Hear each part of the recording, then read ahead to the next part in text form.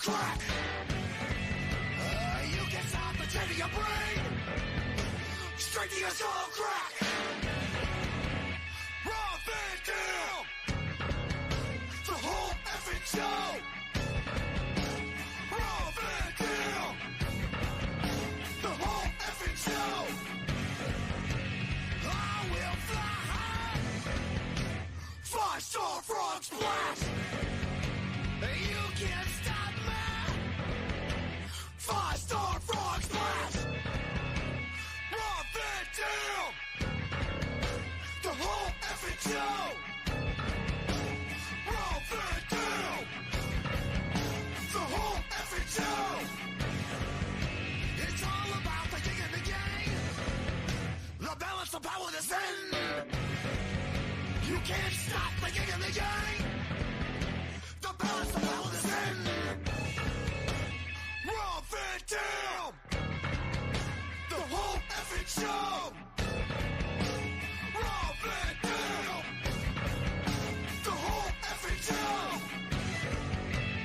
I will levitate, flip, kick you in the air. I will decimate. You can prepare for Rvd, the whole effing show.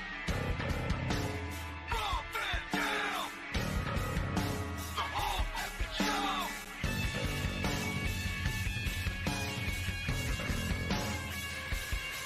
Right, all right.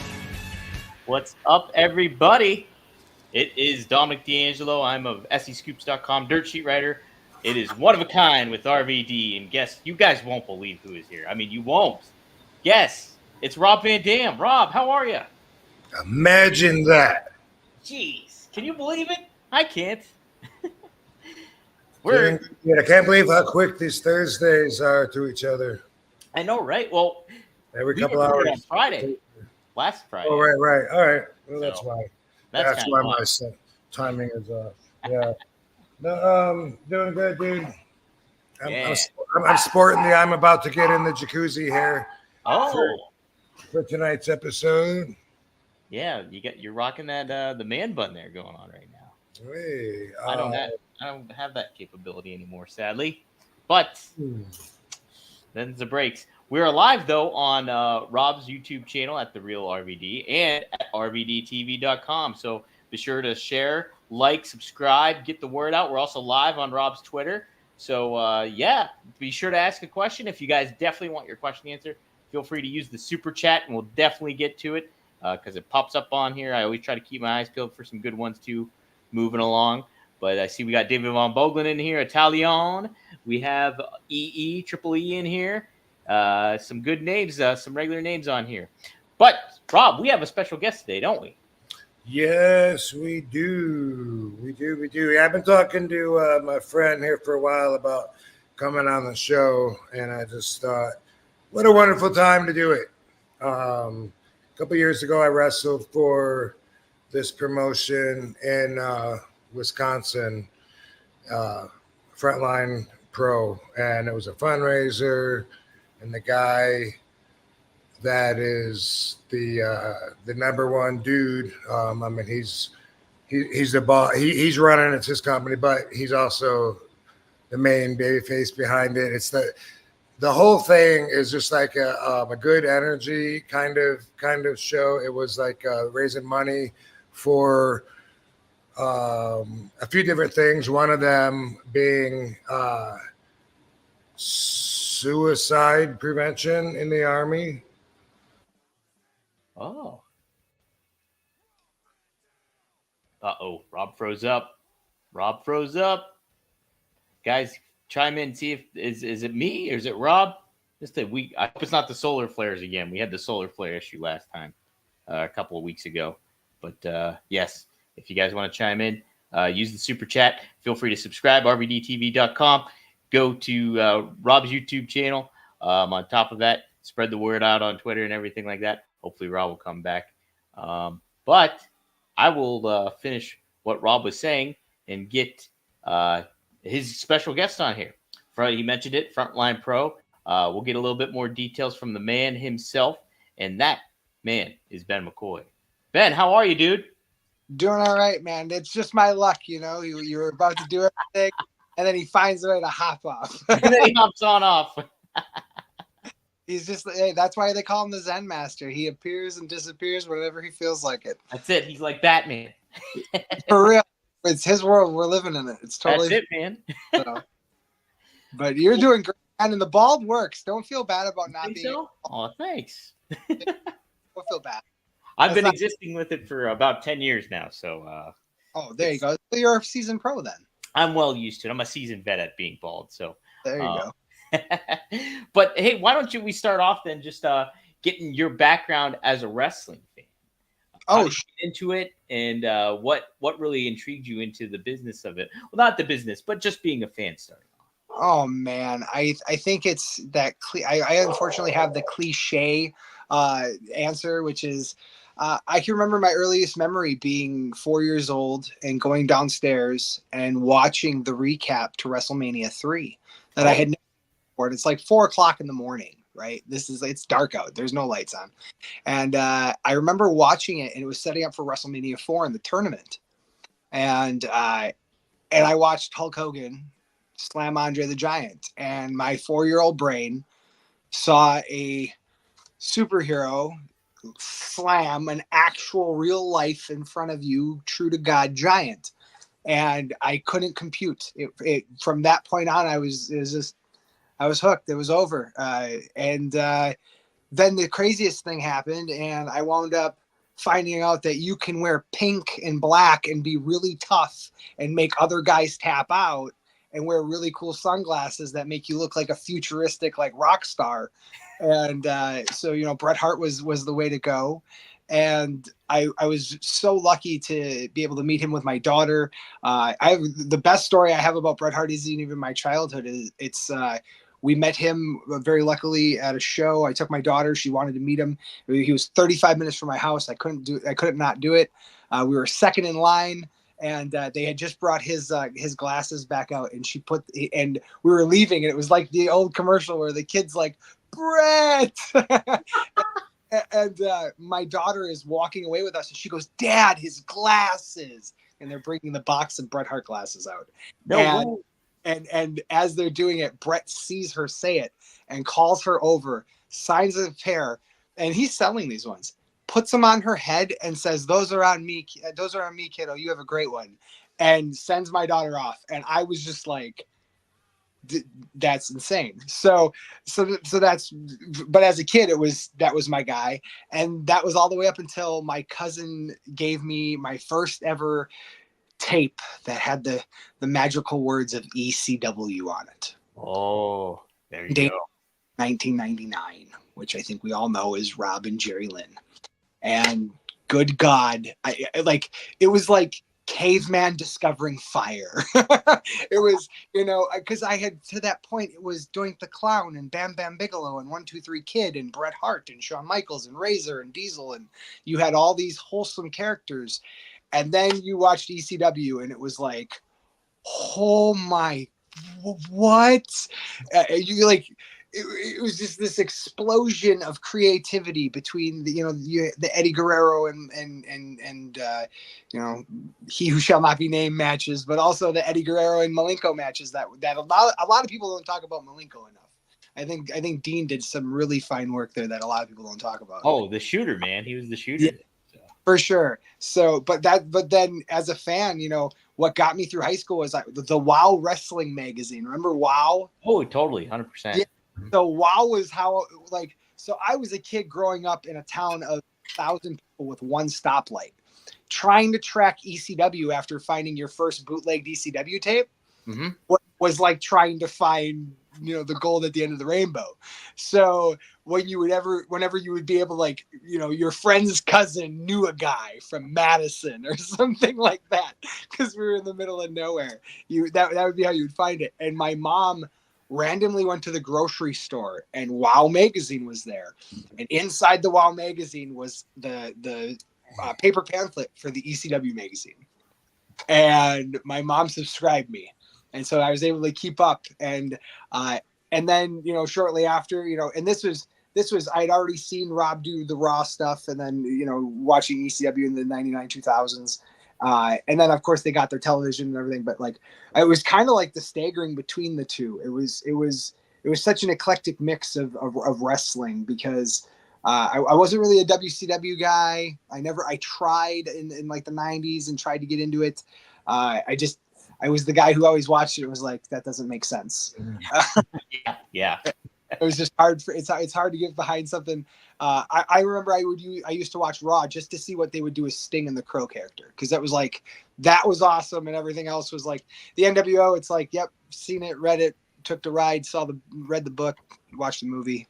It was but it was I would watch for that. Then anything ECW you could get your hands on, because that was just like there's just so many things that float in my mind at that time. I can remember Tommy Dreamer getting caned, and never feeling that type of emotion from professional wrestling before. I can remember, we won't let him know this, but I got super emotional when someone broke his ankle, and because the streak should have never died. Oh my God, there's so, to this day, it's like, man, I bet you he would have won another 6 months. They would have done nothing. It would have been just this. Right. And of course, I was a big fan of Taz and the Transmission. I love the almost like Street Fighter character. I know where my phone is, baby. So you can hear me, right? You guys can hear me. Yep. Oh, now I can see me too. When I was down in this little square down here in the corner. It says everyone can see and hear you, but I didn't believe him then. But now we can hear you. Well, now we can hear you. We didn't hear you beforehand when I put you on. But I don't know what's happening, but I won't be surprised if we find out there's solar flares again. Not the solar flares again. It did it again today. It hasn't done it since that day. And earlier today, it did the same thing to me, and I forgot about it until just now. I just plugged in. I just hardwired it in right now, so that's why I'm in a different shady part of the house, but deal with it. Yeah, dude, gotta roll with it. Was that a staircase behind you, Rob? That was a sweet staircase, though. I will say that. Yes. Oh no. Oh yeah. No, you don't see that. Yeah, you see part of the staircase. Yeah, that's like some good shit right there. That's like that. Honestly, that's some Scarface Tony Montana. Yeah, that's cool. Yeah. It really is. Manny, get the yayo. There is nothing wrong with that. Nope. No. I don't know what happened. No, but that was the wrestling, man. I got into it, and then I fell out of wrestling in college because I was going for a television degree, and got back into it after that. And then me and my cousin and a bunch of my buddies, a bunch of idiots, decided we were going to backyard wrestle because we didn't know schools existed. We didn't know that was like a thing. And we're a bunch of teenagers. At that time, you didn't know wrestling? Yeah, no, because we're from, like I said, small town, one stoplight, literally. Mm-hmm. Spencer, Wisconsin. Shout out to Spencer, Wisconsin. Spencer Rockets. Go Rockets. Good football team. Great wrestling team. Coach Schernitz and all the wrestling guys. But no, it was such a small town. There was just no way to get that type of stuff. And then me and my buddies found through the yellow pages a wrestling ring rental. Oh. His name was Lance Stansky, and he had this wrestling ring, and he rented it to us. I think he knew we might not be trained, but he did it anyway because we seemed really nice and we were doing it at like a legitimate location. Obviously, found out we didn't know what we were doing, pulls me aside and goes, I'm going to a place in Milwaukee. They'll train you. You seem like the only guy who kind of know what you're doing. Do you want to do this?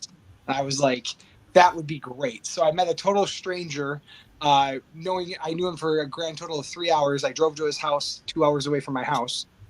So it was almost as long of a drive to get to his house as I knew him. And then the wrestling journey began, and I went to Brew City Wrestling down in Milwaukee and trained under the Beer City Bruiser from Ring of Honor. And yeah, absolutely. He was my trainer, and started it off there, and then everything goes Costa Rica there. And then a few years down the line, I'm in the Army, and then I'm out of the Army, and then I'm talking to Rob Van Dam in my kitchen at 11 o'clock on a Wednesday. Believe it or not. Telling me about his Army adventures when he got his face blown off. Yeah, there's that part. one of the first things I learned about him. Pretty interesting. Yes. Interesting fact. So Well, yeah. we'll get to that. Let's. How did you and Rob connect? Obviously, I see the wrestling poster behind you. Oh But, yes. Touch on that a little bit. So Rob actually kind of started off a tradition where Honor Bound, Frontline Pro is a wrestling company that I run with my family, and we do events that every event is for charity or military nonprofit. Wow. Veteran myself, we've done 51 shows now. We just hit our Honor Bound was our 50th show this year, so that was pretty cool, and we're really happy to. We had the NWA World Champion EC3 on, and Rich Holiday came from GCW, and Anderson came down and had some of the old friends and had a little fun, and it was a really good time, and raised a good amount of money for the Salvation Army in Milwaukee and Oak Creek, and it started off with Rob though. I was filming a documentary with an Army buddy of mine who then got out of filming after a while, but when we met, he was like, I know a guy named Tim who did this movie with Rob Van Dam, and he's going to pitch what we're doing to Rob. And so the whole thing was to try to pitch a documentary to Rob to come on to be a executive producer for it. Mm-hmm. And so it was called Still Here. We never got to finish it. I finally just got my hands on the footage this year, earlier this February of this year, we got the footage. So we're going to try and finish it and get it done because it's a passion project of mine and I want to finish it. And Rob was awesome and did so much great work for us with it. And it's one of those things I really want to kind of see through, And, but hey, Rob Van Dam might be interested. And I just thought to myself, there's no way that this is a thing. And my buddy Eric at the time was like, why are you so weird about this? And I was like, and this is where it's funny because he's here and I got to say this whole story in front of him. But it's like, you don't understand, man. That guy's on my Mount Rushmore. He's one of my 4. You don't understand. As far as changed my life wrestling wise, I mean, you might as well say Brett. You might as well say Macho. You might as well say Angle. You're gonna get the same reaction out of me of and so it was all of a sudden it came together very quickly where he told me this on a Sunday. He's like, yeah, maybe a call in the next couple months. And I was like, yeah. No rush. And all of a sudden he called me on Tuesday and he's like, so maybe this week. And I was like, oh, okay. And then he called me the next day and I'm thinking I'm getting the time of when he so Rob's on the other line. And I went, wait, what? And he goes, yeah. And it's 11 o'clock at night in Wisconsin at the time. And he's like, you want to take this call? And I was like, what, is he waiting to be on the line with me? And he goes, yeah. And I was like, why are you asking me if I want to take the call? Yeah, I'll take the call. That sounds great. And so then it just kind of started from there. We talked a little bit and, it was just going to be Rob helping out. And then Rob called me a few weeks later, I think it was, not very long after. And he pitched the match idea, which was I mean, what do you say when somebody from who's impacted all of that, and then he's like, yeah, so maybe we'll go and roll around the ring a little, and we were able to figure out a way to do it, and he was absolutely awesome. Katie was great. Fonzie came in and was an absolute trip from start to finish. Fonzie came as advertised. We'll put it that way, to the letter, and I think Rob would agree with that. But it was a great show, man. It was so hard though because it was a labor of love to get there. We were supposed to do it, and then I broke my leg 6 weeks before I was supposed to wrestle him. Oh shit! And then we were supposed to do it again, and we got closed down by the pandemic 4 weeks before the match. So on the third try. But here's the best part. So as in life imitates movies. Movies are life. Life is a movie. In my movie, of course, the first 2 times don't work because the third time gets to be the sweetest, best, most amazing possible experience that it could be. Because he calls me on a Saturday and he goes, oh, yeah, by the way, WWE's coming with me to film it for my documentary. And he goes, you don't mind, do you? And it's just, oh, there he is. There's Lovey. Look at him. Eddie. Just a sweetheart, Lovey is. I A just good travel companion. you would be laughing right now. I just had 14 dogs in my house because our mama pit bull had a big old litter of 9. So, Jeez. oh yeah, we had baby pit bulls running all around here. We have one that's we call Rob Kane because Rob. I have a dog named Van Dam after Okay. Rob. Hey, nice. Yes, and they met. Van Dam and Rob. Yep, they met. And so we got Rob, the puppy, to be Rob Van Dam. Well, turns out Rob has a Kane eye, and he tagged with Kane. So then we called him Rob Kane. And so Rob Kane is the dog's name. And then his Star Wars name is Obi-Wan Kenobi. So Hey, there we go. Got it.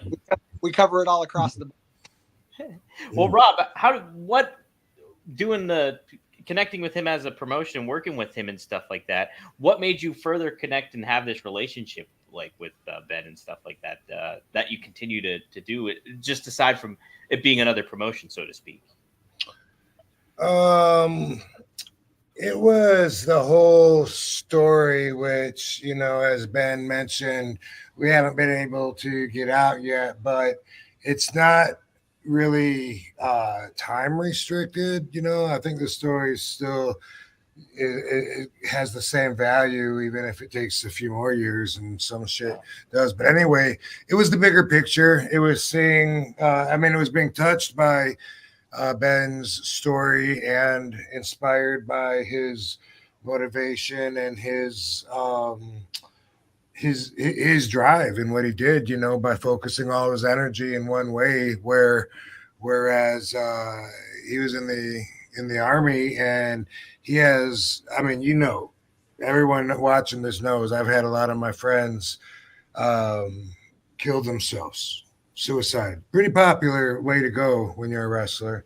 But it hasn't been as high of a percentage as what Ben has been through, because he's had a lot of these guys within a small group. And it was something that was, I think, for these guys at one point considered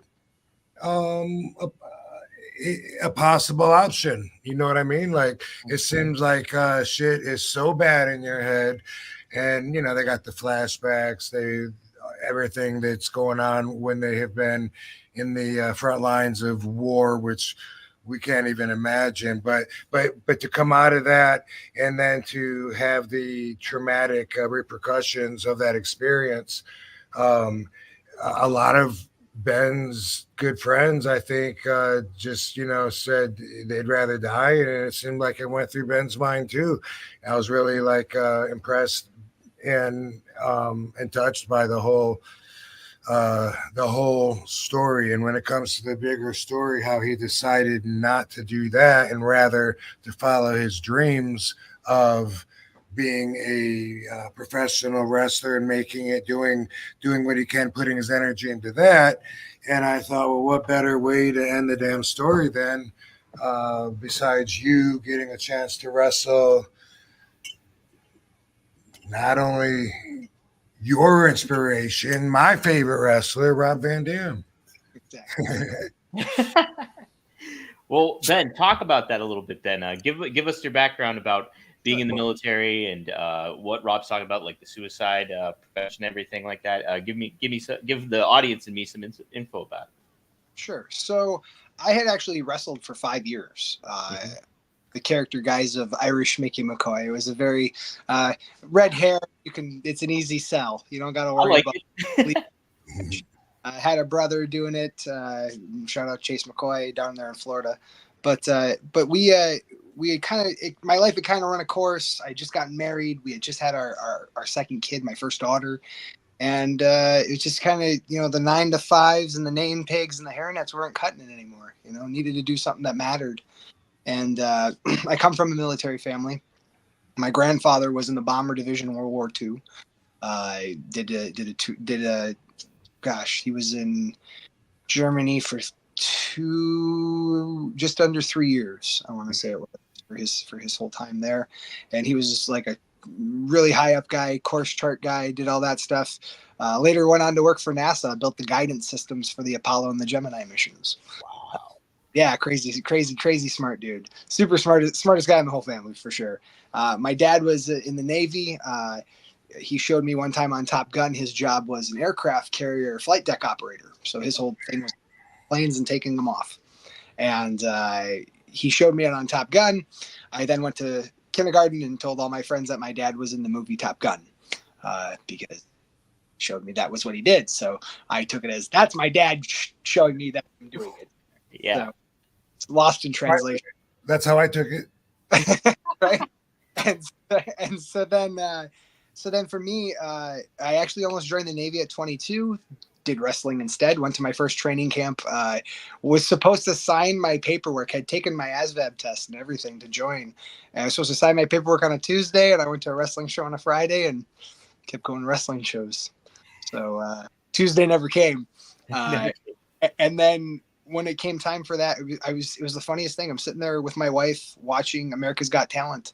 In the living room when baby's crawling on the floor, my son's hanging out playing with Legos. And it's just like out of, again, life imitating a movie. The Be All You Can Be Army commercial comes on, the real super corny one, not even the cool one where they have like tanks and the bombs. And no, it's just like the guy switching the uniforms and stuff. And he's like, they're getting really catchy with their editing and stuff. And it's, it's kind of fancy. But I looked at my wife and I said, do you think I could do that? Fully expecting to be like, oh my God, no, what are you talking about? We're in the middle of a war. You're stupid. Yeah. And instead, she was like, oh, yeah, totally. And so I was very lucky. My brother-in-law, Matt, had actually done 2 tours in Iraq.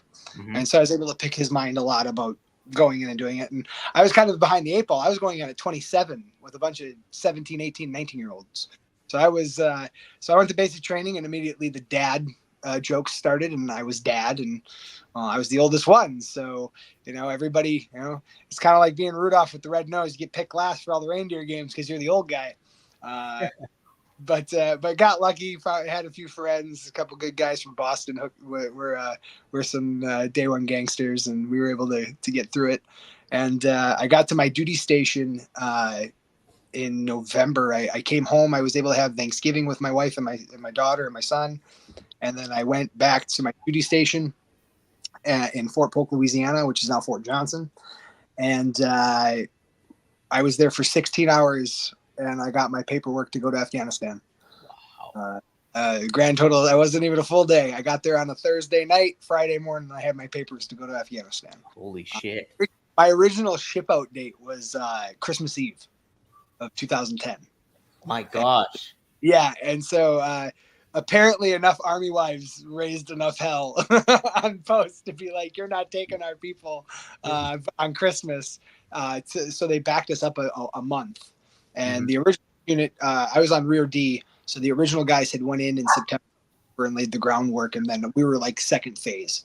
And then our job was to be there the whole time for 2011, 2012, into the end of the year, depending on who wanted to extend and who didn't.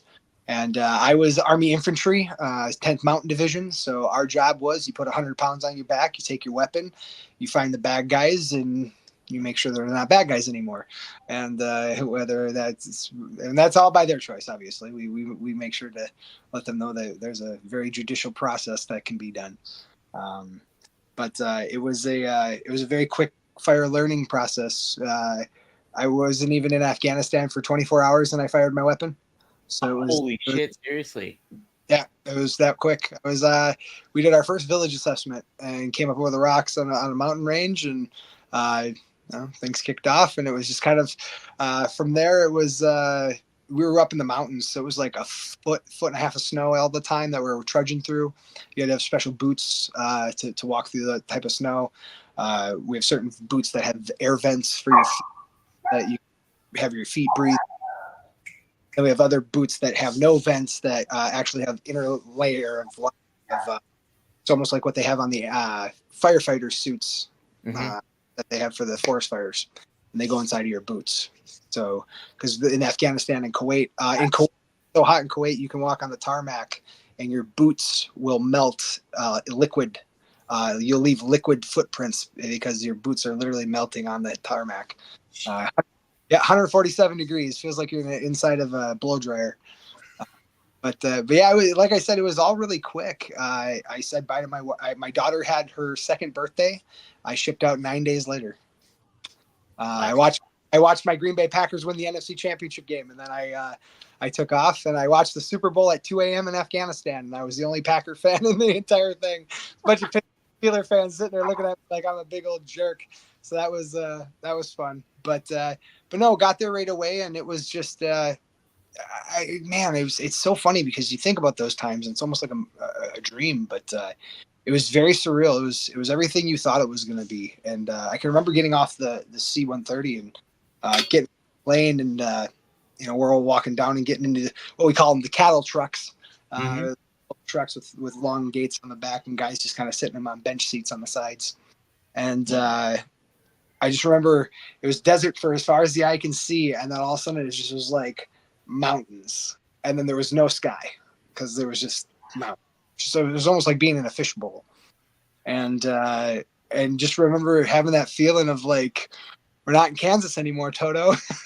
I believe it. Yeah, holy crap. So no, we did 149 missions, or excuse me, we did 249 missions as a unit. I did 197 of them before I was shot.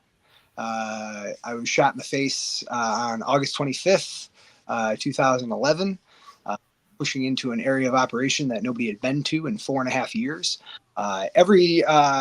Also, I should note, everything we ever did in Afghanistan for our unit, we were tied to Special Forces Rangers, the French Special Forces, and then we also had SEALs with us. So we always kind of, I'm very proud that we were called Baba Gagori, which was the beasts that eat everything. That's what the locals called us. So it's a fine name to have. They also called us the Unkillables. The really proud thing about our unit is we didn't lose a single guy in country. Really?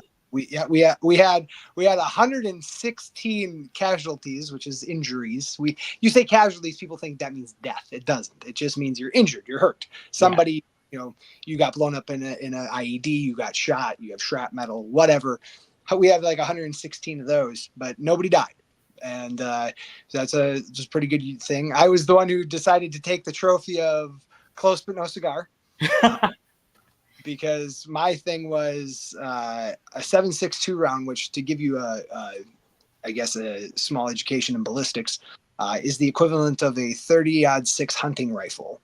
To make that even more poignant for people, it's basically the size of your pointer.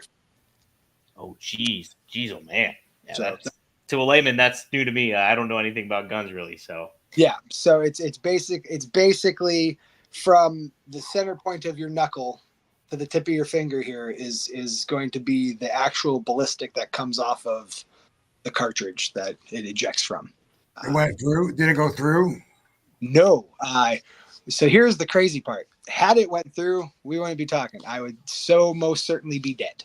I've been told that by every medical expert you can think of. In Dr. 3. Spock? What's that? Dr. Spock? Yeah, I haven't met him yet, but someday I will get on the Enterprise and find out. But no. So what they had seen with my face was we got in a firefight at about 5 o'clock in the evening that day, and we were in the process of building our barriers to protect us from being shot upon. And unfortunately for us, we got ambushed, and we had 2 cells that had come in, and one cell came straight ahead and the other one came around to the side and flanked us. Mm-hmm. We were pinned down. And as we were firing back and getting, details on stuff, a good friend of mine, Matt Lowe, was able to get on one of our turret guns and suppress one of the cells down at the bottom of the ridge by the bridge. And the rest of us continued fire over on the second cell. There was a lot of us, like myself, that were in the process of building weapons, literally armless in the middle of a war. And I was asked by my sergeant to find our other guys because we had scattered. I mean, it was I can remember I was going to a truck to get something. I have a traumatic brain injury from it, so I don't have the best recollection. So you'll have to bear with me. There's a little bit of gaps here. But I was going to a truck to grab something for what we were building. I have no idea what it was. And I had it in my hand. What it was in my hand, no clue. But as I was walking, I can remember the bullets coming. And I could hear them from the distance before they landed. And all of a sudden, they went, "Two," and all the dirt kicked up and hit me in the pant leg. Mm-hmm. Probably by about, I would say, anywhere between 8 to 10 inches. It was that close. Enough to where I could feel the concussion blast from the ground being hit by the bullets kick up. And we all ran and dove and took cover. And I'm looking for my guys, and I can't find my only guy that I can't find happens to be my bunkmate and my first day guy and my travel partner and the guy who's next in line with me, my battle buddy, my number one guy I'm supposed to find. So I'm freaking out because he's this 18-year-old kid from the middle of Tennessee with a southern draw and heart of gold, and you don't want anything happening to him. Did you say he was 18 or 28? 18. Brand new. He was a baby. Yeah. Blake Eldridge, God bless you. Sorry, man, I called you a baby on this podcast. You're gonna totally call me and be like, "Bro, what the hell? I'm a full-grown man now." But at the time, he was a little kid. And so we finally found everybody. I was able to locate him, and when I went to turn to tell my sergeant that I'd seen him, that's when it happened. And I can remember it sounded like a jet engine with a high squeal whistle of something that was about to blow up. And I saw this blur come at me the last second. I knew exactly what it was, and I knew exactly what was going to happen. And I knew I had no time to move. And so in the very last moments, I simply tucked my chin down and tucked my head in and turned slightly to the right. And the bullet hit me right here in the mouth. Ooh. And stopped in the back of my jaw right here. When it happened, it actually went and had been shot from, a lot of them say it was a sniper, or I don't like to say the word sniper because that means the guy was qualified. I don't like to give him a lot of credit considering he's dead, and I don't like him very much for shooting me. So therefore, he's just the guy who had a gun that could shoot really far. I'm not going to give him any titles that he doesn't deserve. But basically it shot me from such a far distance with an older type of rifle that is a long distance rifle. That's a Chetnian sniper rifle. Basically, the difference is the lead in the ballistic that comes out of it is a heavier lead base. So as it flies through the air, it'll actually do this flutter. And after it catches enough air, it'll flip end over end like a field goal kick, like a football. On the complete luck of the flip, I can't, like, by the luck of the universe and synchronicity and everything else, that thing flipped and went into my face completely backwards. Plowed through my teeth and stopped. That's what the bullet looked like. If I could get it here. Oh yeah, I see it. That's what it looked like when they took it out of my face. It had my teeth marks in it, and it was perfectly in tune. There was no deformation of the actual ballistic itself, besides my teeth marks being seared into the side. It did a ton of damage. It broke my jaw completely in half in the center. It fractured and shattered out my jaw all the way down underneath my ear. All this piece of mandible on the lower part actually detached from my skull and went down in my neck and was sitting down in there. The problem with that is that almost killed me because it sat on top of my carotid artery and started kinking off my blood flow. Whoa. So they had to emergency open me up and fix me because I had pretty much I was on the way out. We'll put it that way. I don't like using the word flatline. It sounds so dramatic. But my heart was not going to keep pumping at that point. So they luckily, from what I was told, in the middle of an airplane flying me from Germany to San Antonio, Texas, opened my neck up and performed some sort of something to keep me going, to get me to Texas. And I guess it worked. Yes, it did. So I woke up 6 days later from a coma after hearing the jet engine, seeing what was coming. And I remember it hitting me, and it felt like an earthquake inside of my head. That's the best way I can describe it. And I can literally remember thinking that I was holding on to my soul Like it was like the bullet, like I could almost feel the bullet try to rip my soul out of my body and take me. It's as crazy and poignant as that may sound, it really was. That it was that dramatic. And I remember when it hit me, I didn't pass out. I kind of had the Call of Duty moment where it's you get shot a whole bunch and you find cover and it goes wah wah wah wah wah. Oh yeah. Right. Uh-huh. So that it's dim, but then it comes all back, right? And you're all like, Yeah. "Ooh, I'm fine," right? I did that, spit my teeth out into my hand, saw my teeth, knew I was in trouble, looked over at my doc, screamed, "Doc!" He looked at me. 9 combat tours went. You never want to be that guy. Rob can attest to that. Anytime you're injured, you don't want the guys that are supposed to take care of you to go. When they look at your injury, it doesn't give you a whole lot of confidence that there's a positive outlook on the horizon. So when a guy with that many combat tours goes, you know it's a pretty decent problem that you're kind of finding yourself in. And so he sets me down. He starts packing my face with gauze, and the coolest thing happens. First Sergeant Houston, Chuck Houston, God bless him, comes and saves my life. And he's my first sergeant. And he runs over, and it's like out of like, can we swear on this podcast? Is that okay? Oh yeah, we swear all the time. This guy runs in like fucking Rambo. It's the greatest thing you've ever seen. I mean, he runs in baseball slides like he's trying to steal second base, hops up to one knee, and fires off an entire clip of ammo. All 32 rounds, just da, da, da, da, da, da, da. And I mean, just like let me put it this way, man. The finger never left the trigger. It was full auto. And looks down at me and he goes, "You just took a round to the fucking face. You're still here? Goddamn right you are, Monty." And I was just like, and what do? I can't talk. I got gauze shoved in my mouth. I'm bleeding all over the place. I'm turning pale. Did you try to walk it off? I did. Rub some dirt on it. So my first sergeant looks at me and goes, helicopter's 450 yards down the side of this mountain, and we got to hoof it, you, me, and him. You ready to run it? And he goes, "Tell me what you want to do." And all I could think to myself was, you're the first sergeant. You outrank me by like 6 ranks. I'm a PFC. I'm private first class. You're first sergeant. You outrank me by 4 solid ranks. There is no reason you should be asking me what I want to do in this scenario. This is why you took the leadership skill classes, and I have not yet. And in that moment, I stepped up to the plate anyways and showed my natural-born leaderism. And leaderism, we're going to make that a word, Rob. Leaderism. We can title the show this one. And in the greatest game of charades in my entire life, I look at my medic, and I look at my first sergeant. I point to me, and I give them the,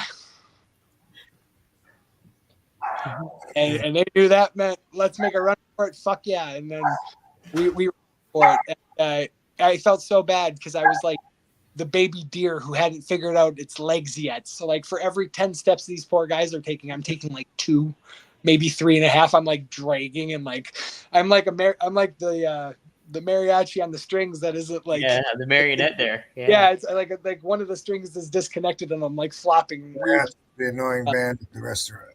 That's it. Yeah, that's the other one. And so we get to the bottom of the hill, and I try to set up my own gurney because I want to be, feel bad about bleeding all over everybody.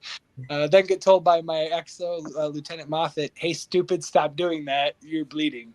And so was told to lay down, waited for it. And then my first sergeant comes back over to me and he goes, "All right, Monty, here's the bird. But before you go, we wanted you to see this."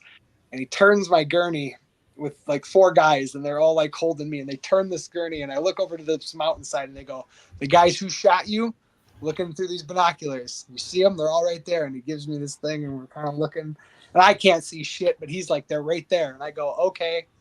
And he goes, "Watch this." And somebody calls up a radio thing, and an F-18 comes over about 15 seconds later, and 8,000 pounds of JDAM bombs get dropped. That's 4 of them at 2,000 pounds. I watched a mountain go from this to this. Wow. And that's a pretty, as when you see something become a mountain range to a crater, And then he goes, that's 8,000 pounds of revenge with your name stamped on it. No ghost. He didn't go anywhere. And I just figured when it goes no ghost, they didn't go anywhere. You kind of feel better about getting shot a little bit because, well, revenge. That's Not- incredible. Yeah, Yeah. isn't that amazing? That's not an action movie. That's fucking No. his real life. That's Yeah. real life, yeah. And they bird, and I'm flying up in the helicopter, and that's when we start getting woozy because there's been a lot of blood loss to this point. I believe, yeah. There's not a lot left in the old engine at that point for Ben McCoy. And so the guy I have these medics working on me, and the one medic looks at me and he goes, and I'm like, oh, what? No, what is that? Why are you doing that? What is Don't that? do that. What's that mean? And he pulls out this rod that's like this big, but it's a needle for your bone marrow. Oh my gosh. I had no veins left for an IV. So they have a thing called a spike marrow IV that they shove into your shin bone, into the bone marrow of your bone, to give you IV fluids to keep you alive. Wow. And the thing is 6 inches long. I'm not making that up. It's 6 inches long. Jeez. That dude with me, with no anesthesia or anything in me at all, rammed that thing into my shin on that helicopter, looking right at me. And to be honest, I would have rather been shot again. It was that bad. And then we pass out. We get to the fob, and they start working on me. And I try to tell them not to worry my wife because I don't want her worrying. And then it's a coma for 6 days. And woke up in Texas with the flag waving, and this again the movie, looking through the window, and there's the Texas flag waving in the sunlight. And I'm at Shawn Michaels' area down there in San Antonio. I'm at Brook Armory Medical Center. I actually went to Shawn Michaels' dad's Air Force Base, Randolph Air Force Base. They worked on my face and helped fix me as part of their dental program there. His dad has a photo on the wall to this day in the hallway. No lie. Wow. Major. Oh, yeah, Colonel Hickenbottom's up there, man. No lie. It's sitting right there, clear as day, main hallway on the east wing. So, well, it was at least when I was there. I don't know now, but it definitely was then. And it was funny. That Air Force Base was a half a mile from my house. It was when we lived in Texas, me, my wife, and my family. So. Whoa! No way. That's wild. Yeah, small world. It's tiny snow globe. But no, I woke up from that, and I think I cried for about 4 hours. I think it was just couldn't believe I was alive. Thought that was it. No, had some really wild, vivid hallucinations. The hospital stay was the worst part. It was the hardest part. I was there for 17 days. I had such massive brain swelling that it was just like I was burning up with a constant fever. They kept having to, help me out with my meds as my dogs are barking because the pizza guy's here. Don't worry about that. It's okay. We eat pizza at 9:00 in Hey, that's okay. I'll eat something probably at 10:30. All good. But yeah, so then we it started right there. They were like, okay, we got to start getting you back into the swing of things. And it's hard because you have to learn how to walk again. I hadn't walked in 22 days by the time they got me out of the wheelchair. I hadn't walked a step in 3 weeks. And so I can remember they hooked me up to a harness, and they hooked me up to this. They bring in this like NFL linebacker looking 6'5", 240 dude. I'm sitting here at 5'8", 160 pounds, probably at that time 150. And they hooked me up to a little carabiner to him, and he's like, all right, we're going to walk together. And it was just like he was my mechanical make me walk guy. And, it started with, okay, let's get to the doorway. Let's walk back to the bed. See you tomorrow. Doorway, all right, let's get down to the end of the hallway. Back to the bed. See you tomorrow. Hallway, turn right, go down that hallway, come back. And every turn was another day. And it started there. You had to learn how to talk again. The bullet, the damage, going back to that. All that had shattered. So when we put all this back together, it took 17 facial reconstructions. Jeez. 1,900 days to the day, over 5 years from the day I got shot to the final thing putting together. My goodness. And so then you think like, holy crap, that's enough, right? Mm-hmm. And so They put a prosthetic in my face. I have the only one on record. I'm in 2 medical journals, both in the Milwaukee VA as well as the Brooke Army Medical Center down in case. Say that again. You broke up. Brooke Army Medical Center, as I'm a case study down there as well on one of them.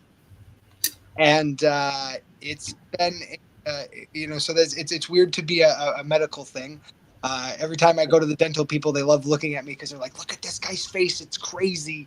But it's weird to be that guy because once you tell the story, like from the mental standpoint, it's like once you tell the story, it's kind of sucky because it's like they never look at you the same. You've never been. After they know, you've never been. You're just and it's okay. Like I understand. Like you can only expect so much from people. Look at me and don't think of me being shot. First thing you're gonna do is just think of me being shot. Is what it is. But I think that's why, I'm very lucky to have a really great nucleus of people, and that's how I came back to wrestling. I had to decide to stay in or leave, and I'm not a paper pusher. I'm not. There's nothing wrong with it. Anybody who does it. But I wore that uniform, and I felt like I had to earn it, and felt the way I felt that I had to earn it was, defending this country and mission and taking bad guys off the board. And I don't regret doing it for 1 second. I go back and do it again. If you told me that I get shot all over again, the outcome doesn't matter. That was something where guys that were around me, like the locker room. Ben, your audio keeps fading out. Sorry. Your audio keeps fading out. What did you say? If you knew you were going to get shot, would you do it over again? Yeah, that's what I said.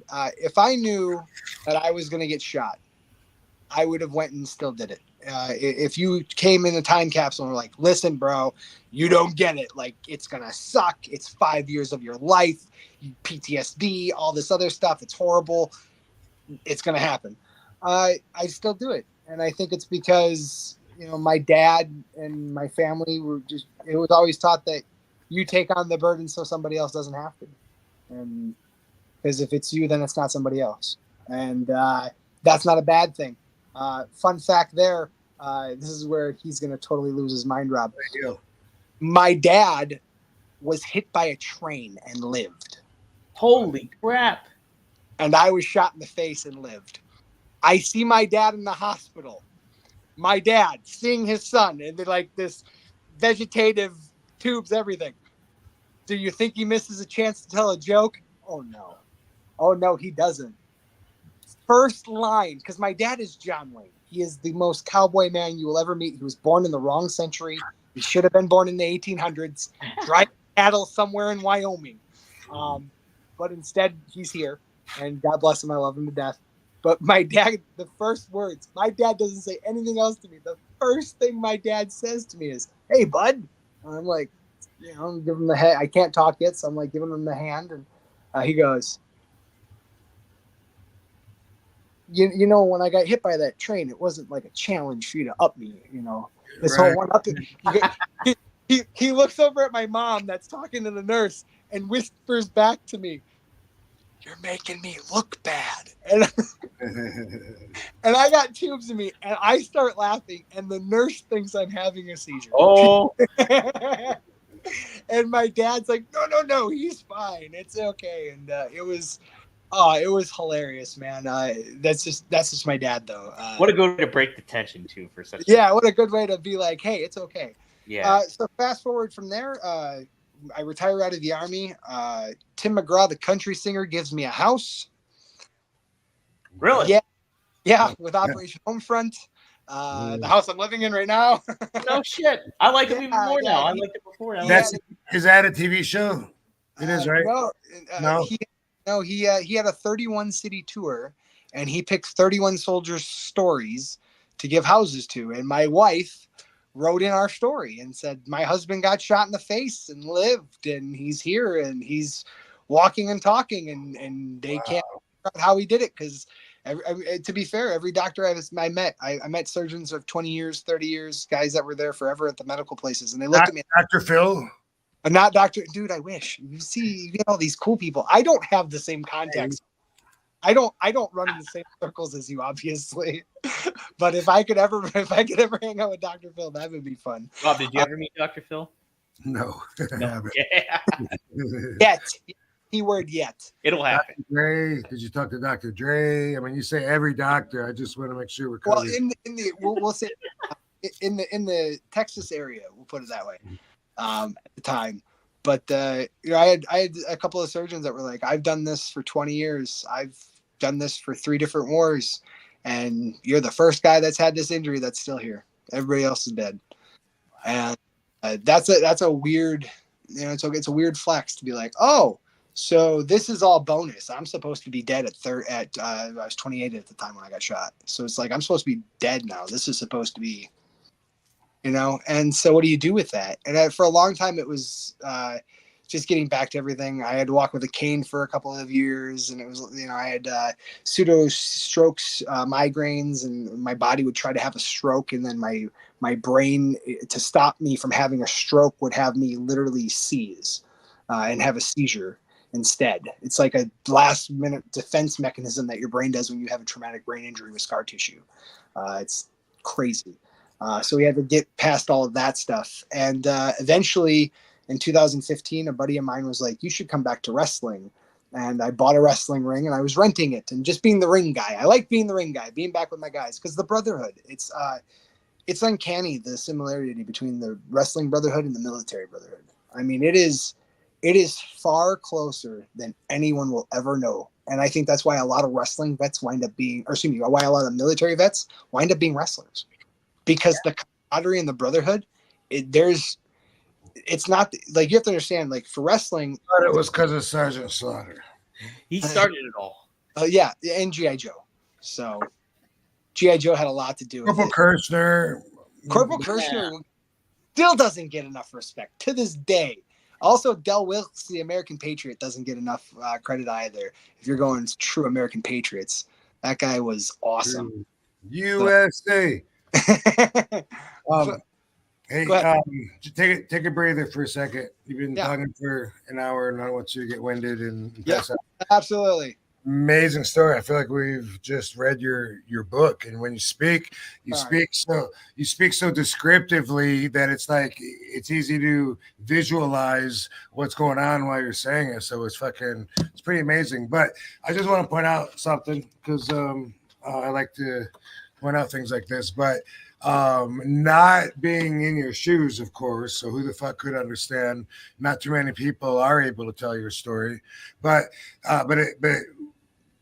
it's interesting to me that you, after surviving this, that you say, okay, so it's bonus years after that because I wasn't supposed to be alive.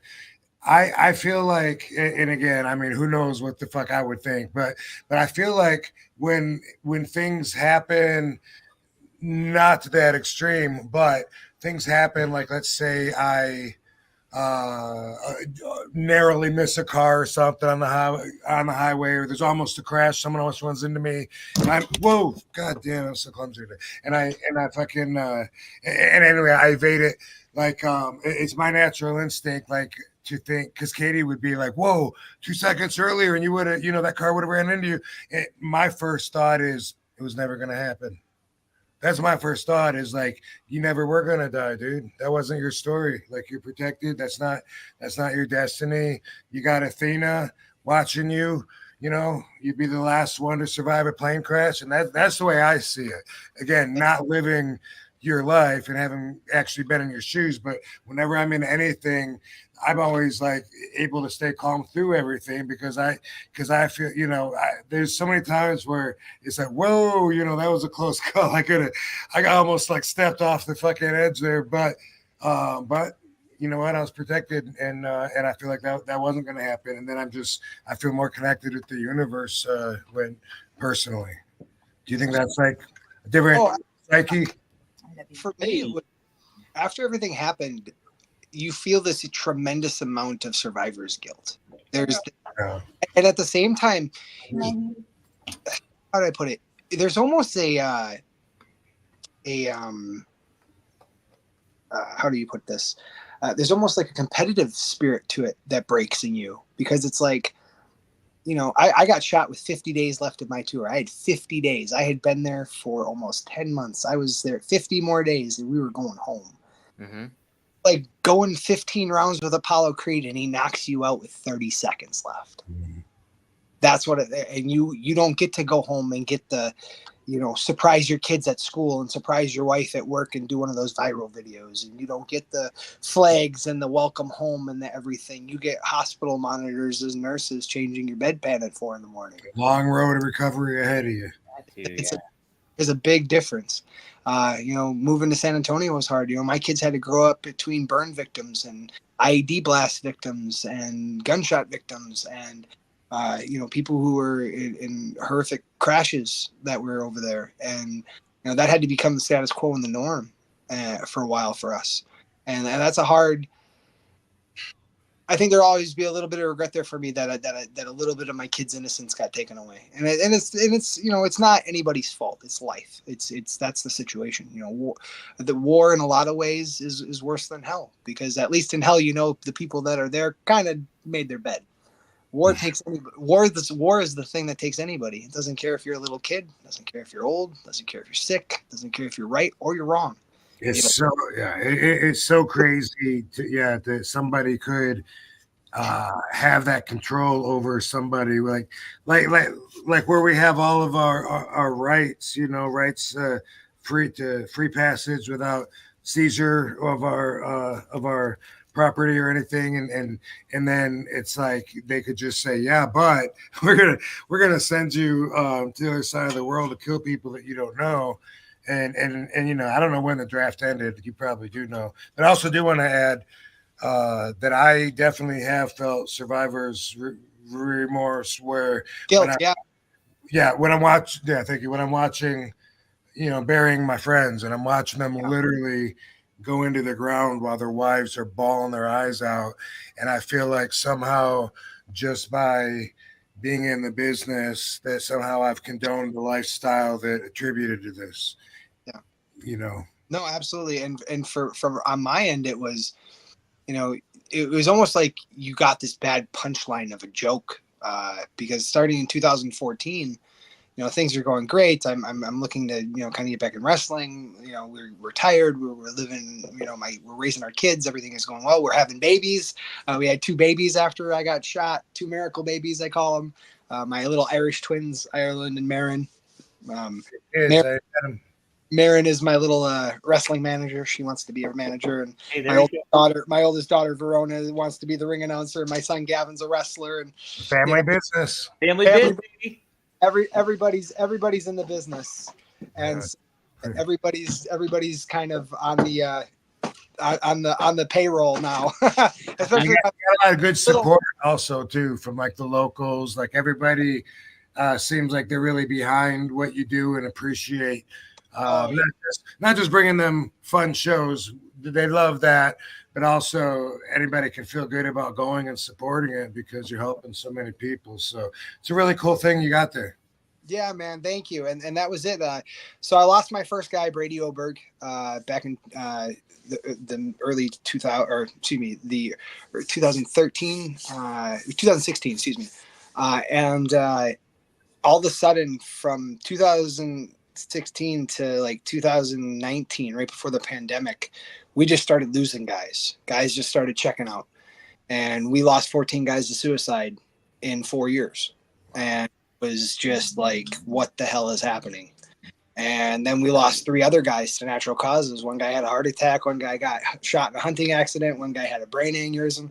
So then 17 guys out of the 63 of us are gone. And then, unfortunately, this year we lost 2 more guys. And last year we lost another. So we're up to, 17 guys from suicide and 21 guys total from the original 64-man roster, if you will. And it's it's hard because they talk about the 22 and everybody hears that number and a lot of people call it cliche or whatever, but it is, for me, it's almost like this dreadful countdown that's just waiting, like we're at 17 now. That means you only need 5 more to hit 22. And so it kind of makes you like, well, I got to do something. You can't just sit there, these are your friends. And so what do you do? Well, okay, I have pro wrestling. And pro wrestling has been great to me and is a great avenue. And I have people around me in that business that will support me and help me and have the best interests in heart for me and the vision of what we want to do. And so we ran our first show for Brady and his family for the Brady Oberg Legacy Foundation, his nonprofit organization. We raised $1,500 for him that night in a tiny town of 1,000 people with one stoplight. And that was a pretty cool moment. And, we packed a little tiny kids group with about 300 people and had the fire marshal tell us that we needed to hurry up because we were pushing the limits at that point and time frame. So we were trying to get it done. And, we just had, my Guru, who was my opponent that night, as Sadist, the wonderful character that he had. We all, that was just a labor of love show. And then from there on, we got this message from Brady's family about a week and a half later. And they were like, don't stop doing this. Like, we just wanted to tell you, don't stop doing this. Go do this again. You need to go keep doing this because this matters and it's good. And, now here we sit and, we're almost hitting $100,000 in just about 6 years of funds raised for nonprofit veteran organizations, local charity funds. For the Tyler Monte Legacy Fund or for the Tyler Monte Scholarship Fund, which is unfortunately my cousin who was a designated driver got killed by a drunk driver a mile from his house going home. And so we do a show called Night for Tyler every year. We're doing Night for Tyler 7 this year. And, we've raised over $50,000 for that organization in the time frame we've done that stuff with them. And we pack Bakerville Bar and Grill out in Marshall, Wisconsin. Shout out to Bakerville and Tyler and those guys. Those are our partners who really make all this go. They're the guys who believe in us the most. They're the guys who, this year, especially with Frontline, that's how it kind of started. It went from there to one show, and now we're at 51 and going on 52 here in a couple weeks. And we just keep the ball rolling. And for us, it's, we're so lucky because, to get Rob and guys like Ken Anderson, and now we have Kurt Angle coming in here in November, which is wonderful for our Veterans Day weekend show for the Freedom Cup, which is our King of the Ring. Oh, that's awesome. Yeah. And then I've been specifically advised to put him on the spot and just say that, like, we totally want him to come back next year anyway, that we need to make that work out. We're going to make that happen because he's got to come back because I want another one. I'm selfish and I'm old. And just reminded me. I don't know if I mentioned this on the show. I feel like I have one time, but anyway, when I went to the Hall of Fame and got my ring in 2021, it was just a few days after that I had Ben's show. I don't know. I think I went home and then left again. But it was something really close. I was not used to having a ring. Vince, to me from the Hall of Fame, you came with your plaques and your guys' dress wear from the Hall of Fame. Oh, okay. So it was like the next day. You were awesome, and you had Vince McMahon fly you to me, so I didn't have to pay for the No shit. Because he's just awesome. He's a great man, and he's just like, local promoter, let me help you out, because he's just awesome. Like, who does that? And so Vince flies him to me, and that was the thing. He goes, so you know how he's flying me to you? I'm like, yeah. He goes, well, we're doing this icons thing, and like we're trying to get some extra footage, so they're probably going to tag along. And the next thing you know, he tells me this. And I wake up the next morning and there's an email in my file from WWE headquarters asking for my likeness rights on like a click and paste thing where it's like, sign this digitally. The coolest thing ever. And he made footage. You can see footage of Ben's show in that Icons RVD episode, which, by the way, June 23rd is supposed to have a new one on A&E bio on yours truly, RVD. So watch for that. But what I want to get to, and thank God you're here to help tell the story because I forgot about all that. Oh, yeah. All that shit. Very, very relevant information. I'm sure the fans would love to hear. But what I wanted to get to was I get home after all of that shit. And then I had a message from Ben. He's like, do you have your fucking Hall of Fame ring with you?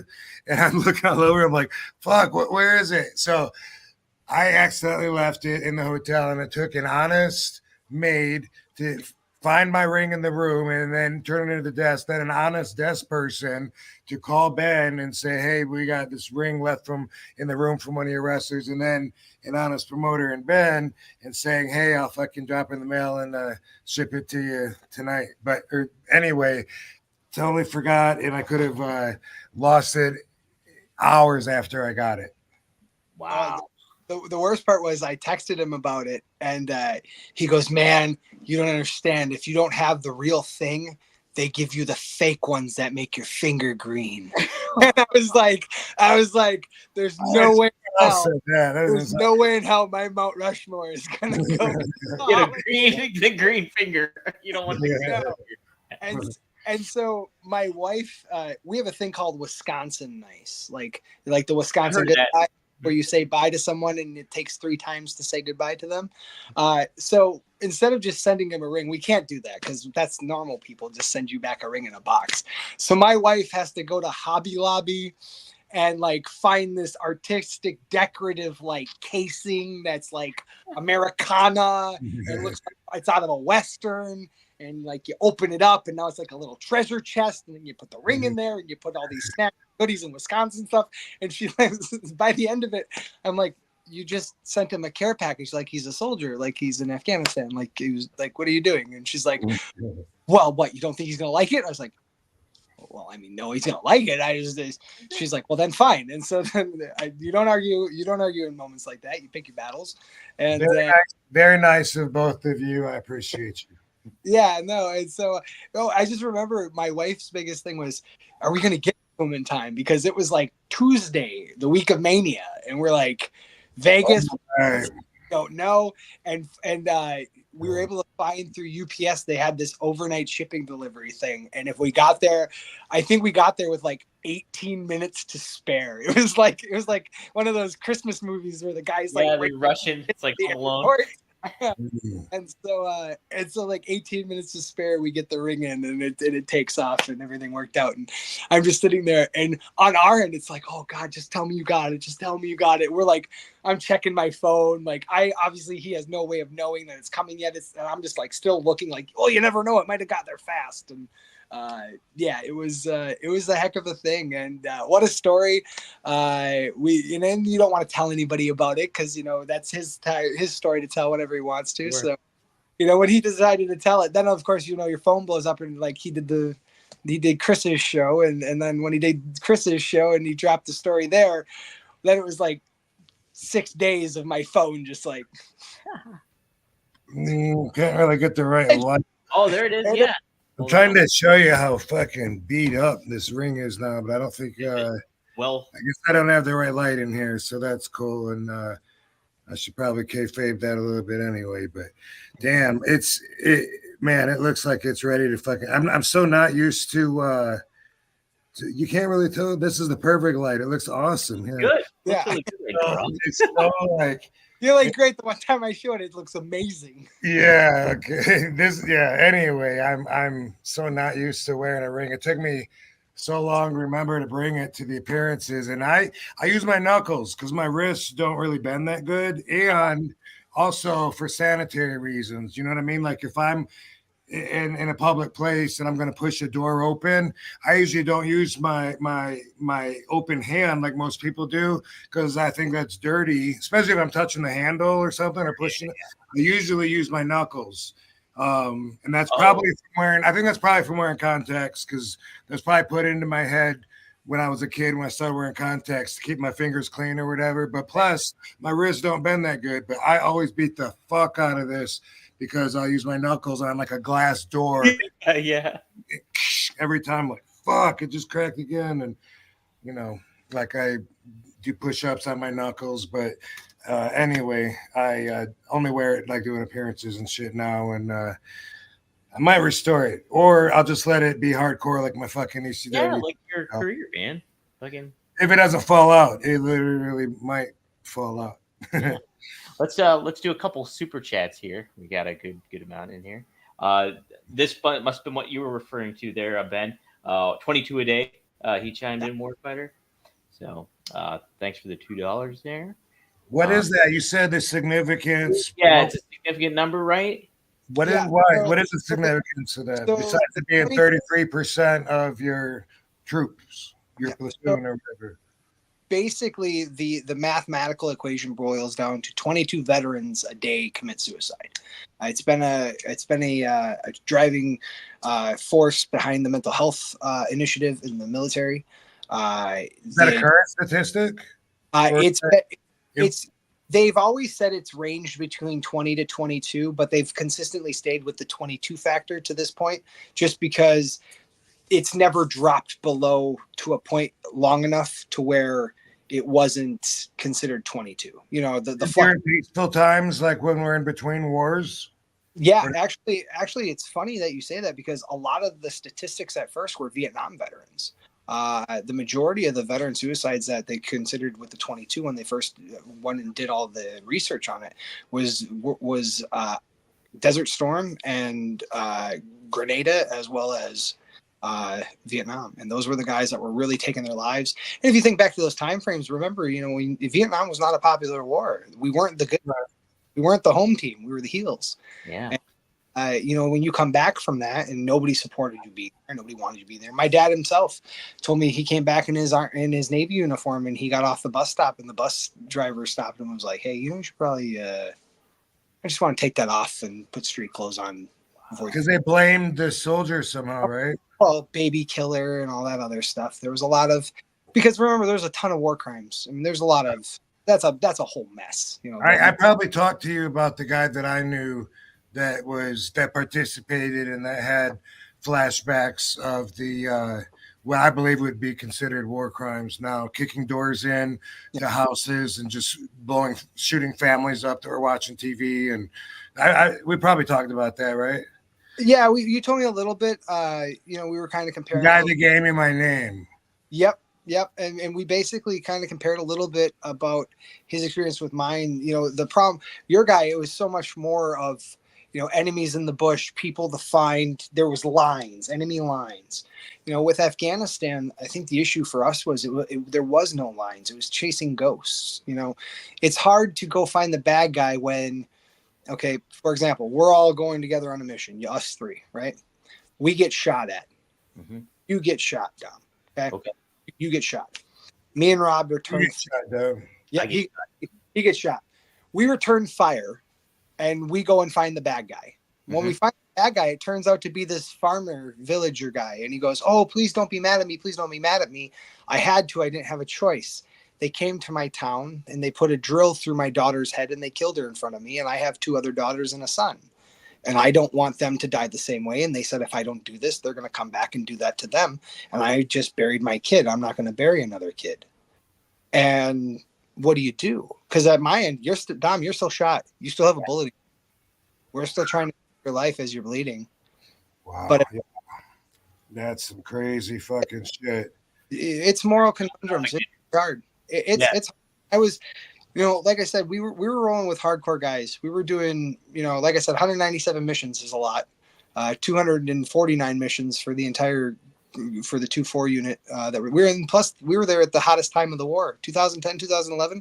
Most casualties, most KIA in the entire Afghanistan. Really, I didn't know that. I was there when we got Bin Laden. I was in country when Bin Laden was killed.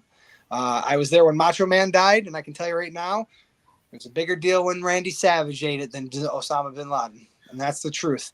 Because we had a Randy Savage costume contest when he died, and I won by being the Macho King with 550 bullets as a crown and a whoopee blanket as a Macho Man cape with duct tape that said Macho Man. Congratulations. Thank you very much. It's one of the only things I ever won for contest-wise, so I take a lot of pride in it, and the guys in my unit still, hate it because they wanted Cowboy Macho Man to win, but you can't win a Macho Man Cowboy contest by using a MRE box as a hat. It doesn't work. It's too long. It doesn't work. It doesn't work. So take your word for it. Yeah, we gotta get your story out, dude. Thank you. Yeah, I would love to.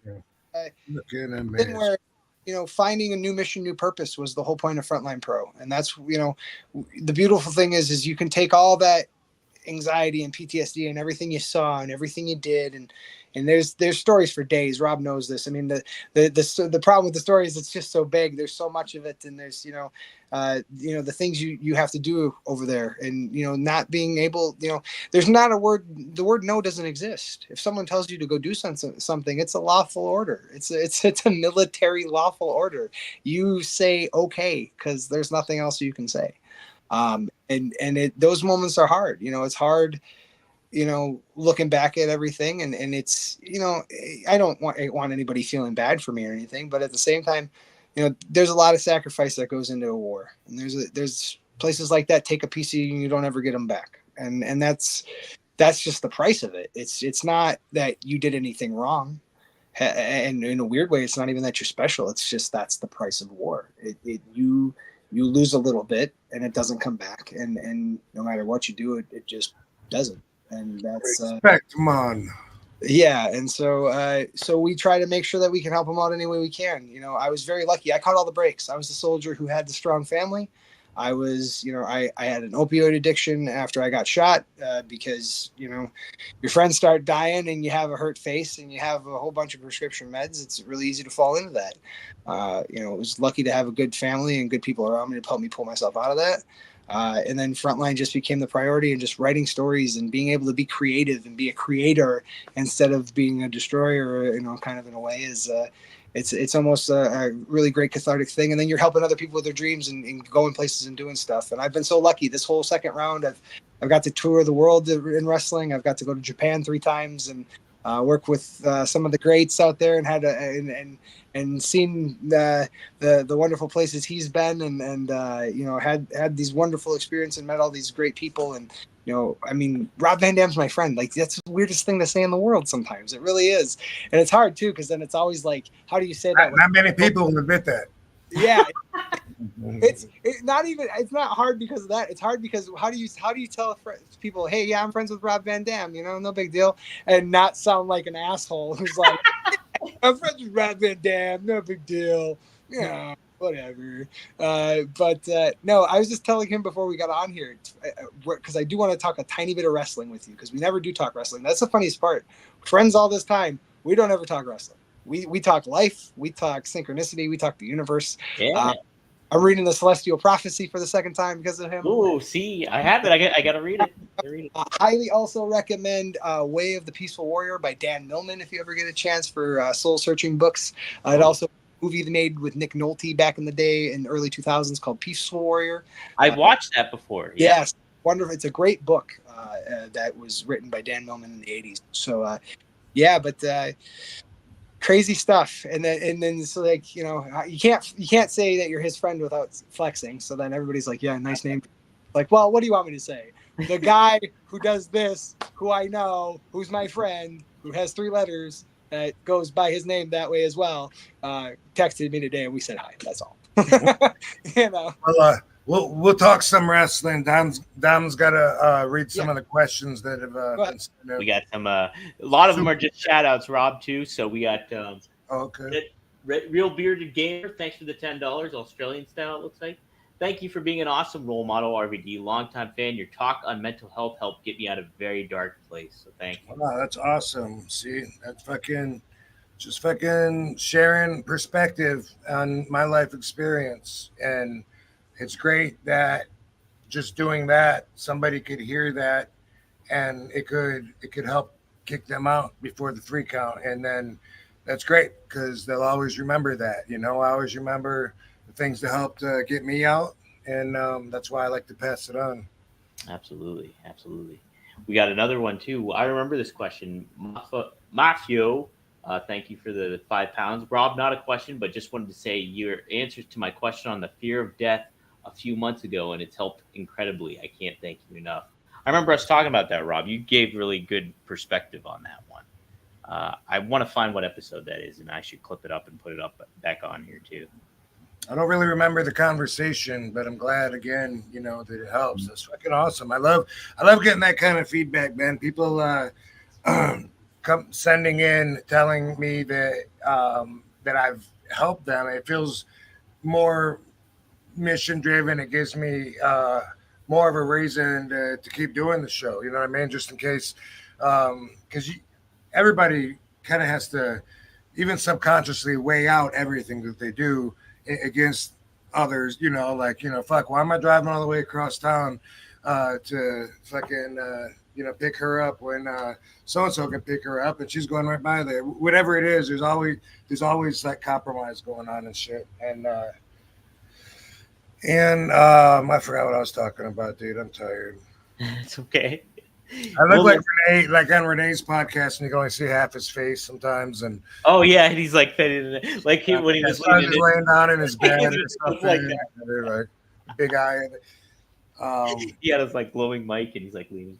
Yeah. Anyway, awesome to be able to help people, and these are all things that Ben knows everything about too. When you talk about mental health, and I mean everything you can hear him saying is like, listen to everything that he's been through and shit. You know, fuck. I don't know what I said about the fear of death, but I do feel if I don't feel strong enough to articulate my perspective on a value or how I apply it or whatever, then I'll let you know.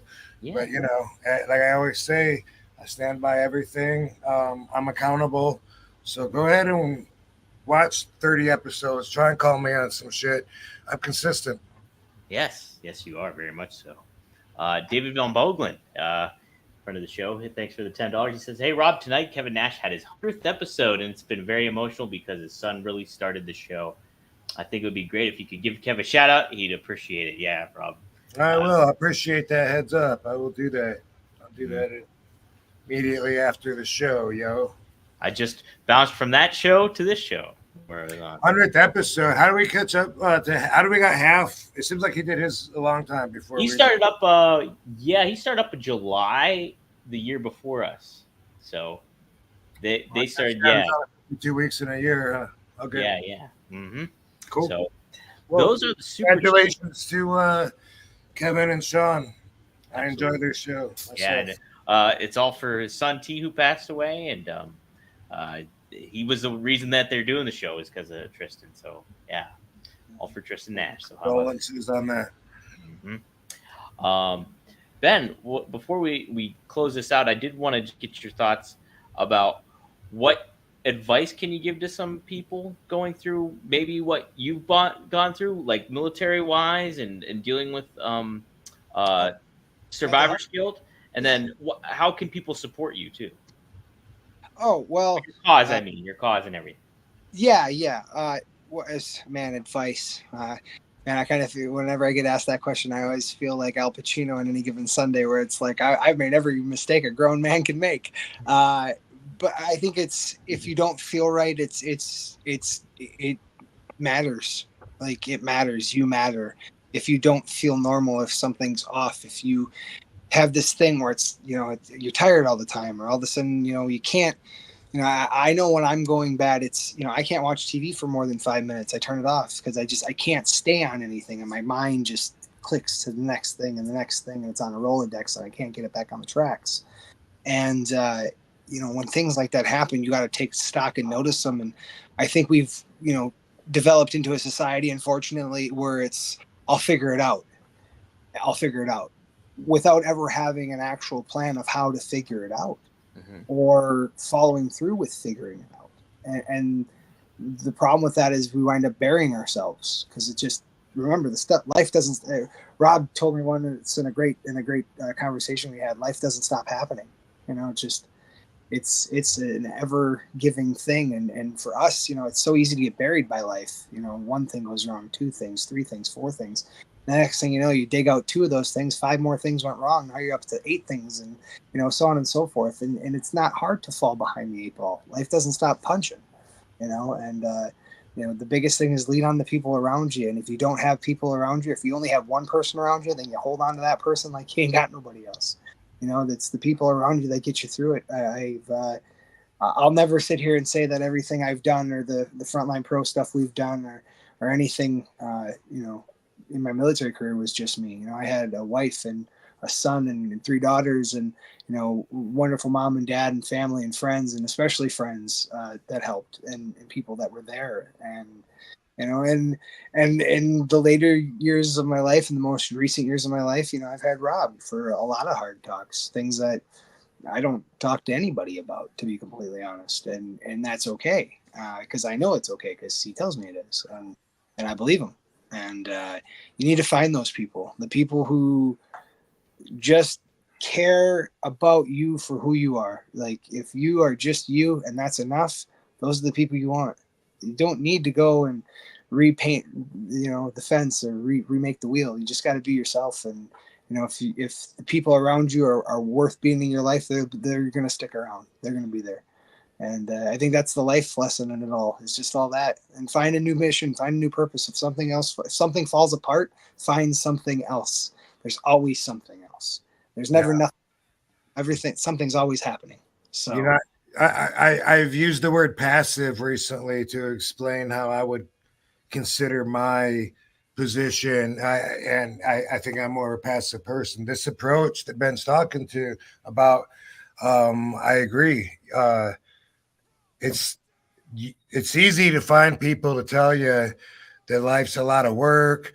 Really, your relationship, it's a lot of work. Work hard on it. It's gonna, everything's compromised. In reality, it's not supposed to be that hard. It's really not. And the better match that you have with the people that you hang around with, the less work it'll be. Because, like you said, you can be yourself and you can be comfortable like that. And sometimes it's not easy. And some people think they need to be around more people than they really probably do need to be, and they feel like they got to impress people when they're with them. And there's all kinds of social disorders that everybody has, and for me, I avoid a lot of it by, just not really socializing that much. I really don't have that many people that that pick up the phone and call, and I really don't have that many people I could even ask for help if I needed help with something. But that's not to say, people listening out there, like, I got my soldiers, like, as we talked about last week, people that are for me and that would help. But I'm just saying, like, for instance, if I needed help moving something, I'm like, how many friends do I have in town that and it's, nobody or one that I don't even want to call or something like that. So that works for me. Other people like to be around a lot of other people. I'm a homebody now. A lot of people are more street people, where they're not home, they're out every night, and they're in the streets. And there's a whole complete different lifestyle with that, and that's cool. Well, whatever it is, whatever you are, whatever works for you. But if life isn't really supposed to be that hard, there's challenges everywhere, and you got to be ready for that, to overcome them, because that's how you learn, that's how you grow. It's important. But I agree with what he said. If something really doesn't really fit or something, just, find something else, move on. Keep on going with the flow. Don't try and swim upstream. Right. Get yourself, like you were saying, Ben, too. You were fortunate to have a good support system during this time and going through that, and find the right people around you. And there's always, and even if you don't feel that there's nobody there for you, there's somebody there for you. Somebody will definitely be there and looking out for you if you reach out and try to find somebody. So it's ironic that the broken always find a way to help the broken. Right. One of my best friends is an Army Ranger who's got multiple tours under his belt and has over 400 combat missions. So it blows me out of the water. He's doing the same thing. He's an Army veteran now. He's running a battle-tested pro wrestling in Milwaukee to do charity shows at the Salvation Army to help the community and be an awesome guy. And and it's those are the things, like Rob says, if you can inspire people. Now there's 2 people doing it. Well, that's great. That means that's 2 more people that were never doing it before that are doing it now. They're helping the people around them. As long as you help the people around you and just try to, I don't know. I'm all about, like Rob says, the more positive energy you leave before you leave, the better off you're probably going to be. And I stand by that. I think that's a really true statement. And, because here's the worst part. Like, let's say worst case scenario, that's not true. Let's say it doesn't matter. Well, at least you did it anyway. And it's a good to do. And you have that and you knew. Nobody else knew you knew. And it's a great thing to have. And it feels good to help people, by the way, if you've never tried it. There's a great adage, a wonderful saying that says, the best form of man is the man who loves to be paid in the currency of gratitude. And that is, and I am a man who loves to be paid in the currency of gratitude. I would rather help people get to their destinations. Some people say the word stepping stone like it's a bad thing. I think it's one of the most honorable things you can be called, because I'm trying to learn how to pay my mortgage with gratitude. By the way, yeah. If you figure that out, tell me how to do that too with my rent and everything. All right, thank you, 1836 Kratom, for sending me a box of Kratom samples to try. Oh, this right here is a mixture of whites and greens, I believe. Is that what it says, or the brightest whites? Fitness, wellness, I'm trying to see there too. I think this is grains and whites. It's capsules, which I usually don't like the results from capsules. These are jumbo size.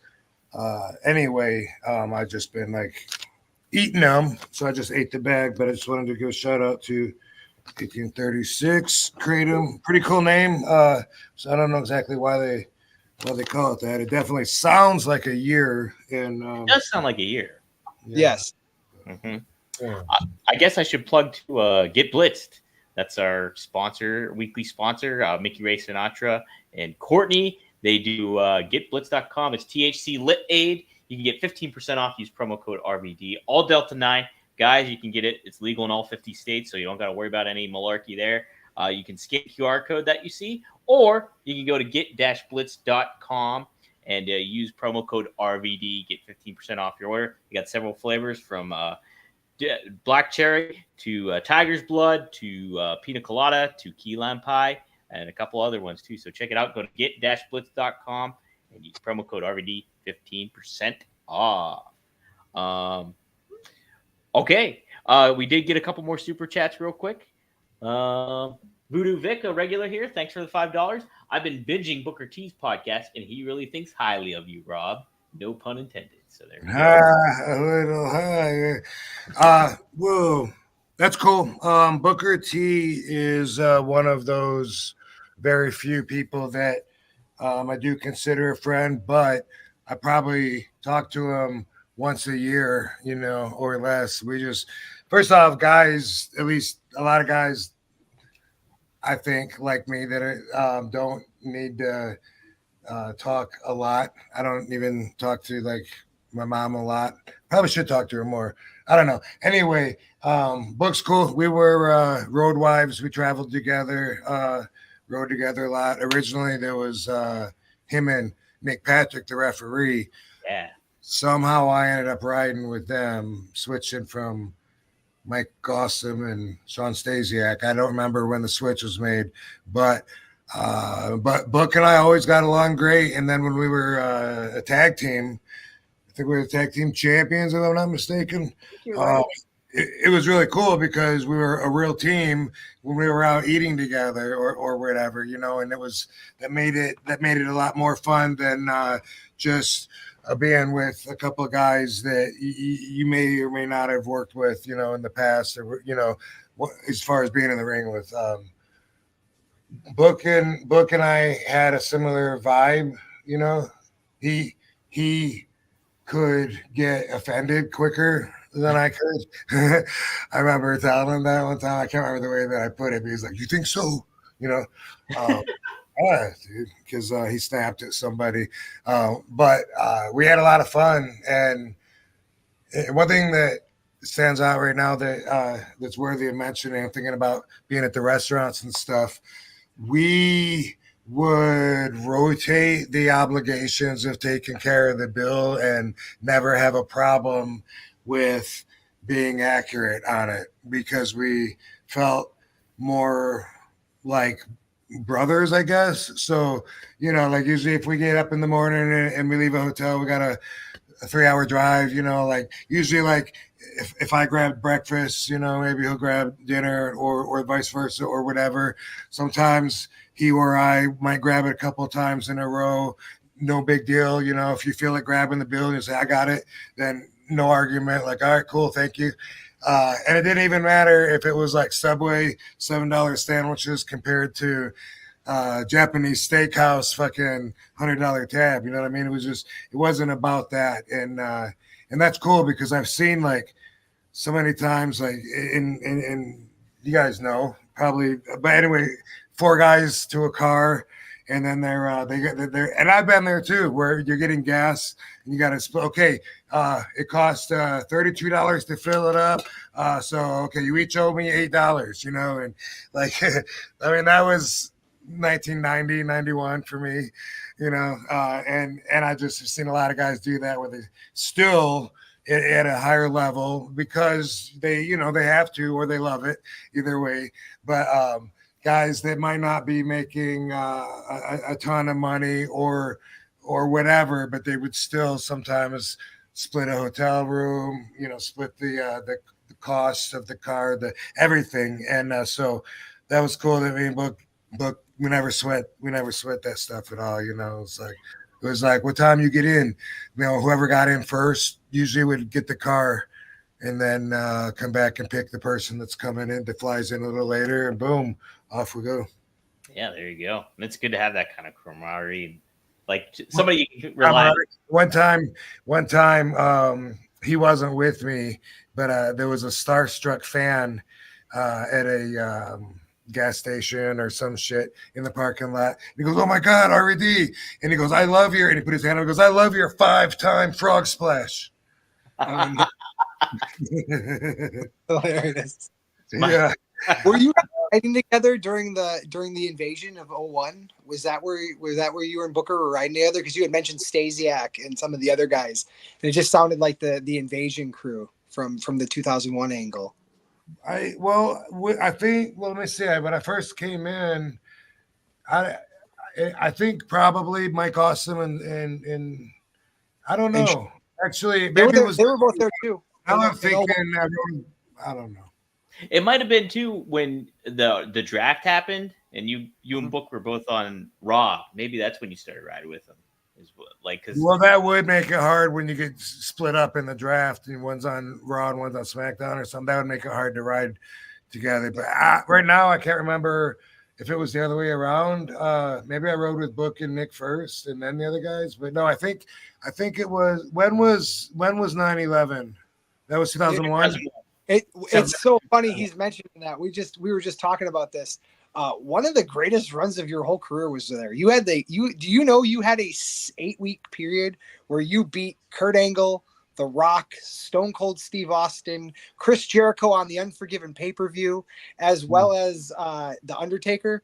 In like you clipped the 5 top baby faces in WWE in their prime inside of 2 months. Damn. And people want to talk about goats. Get the fuck out of here. I'm sorry. That's my only thing I gotta say.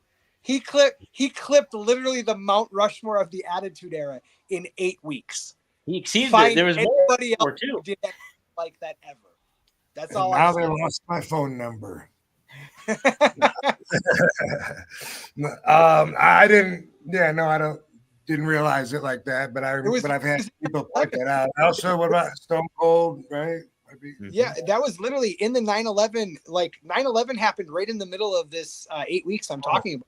Run. Okay.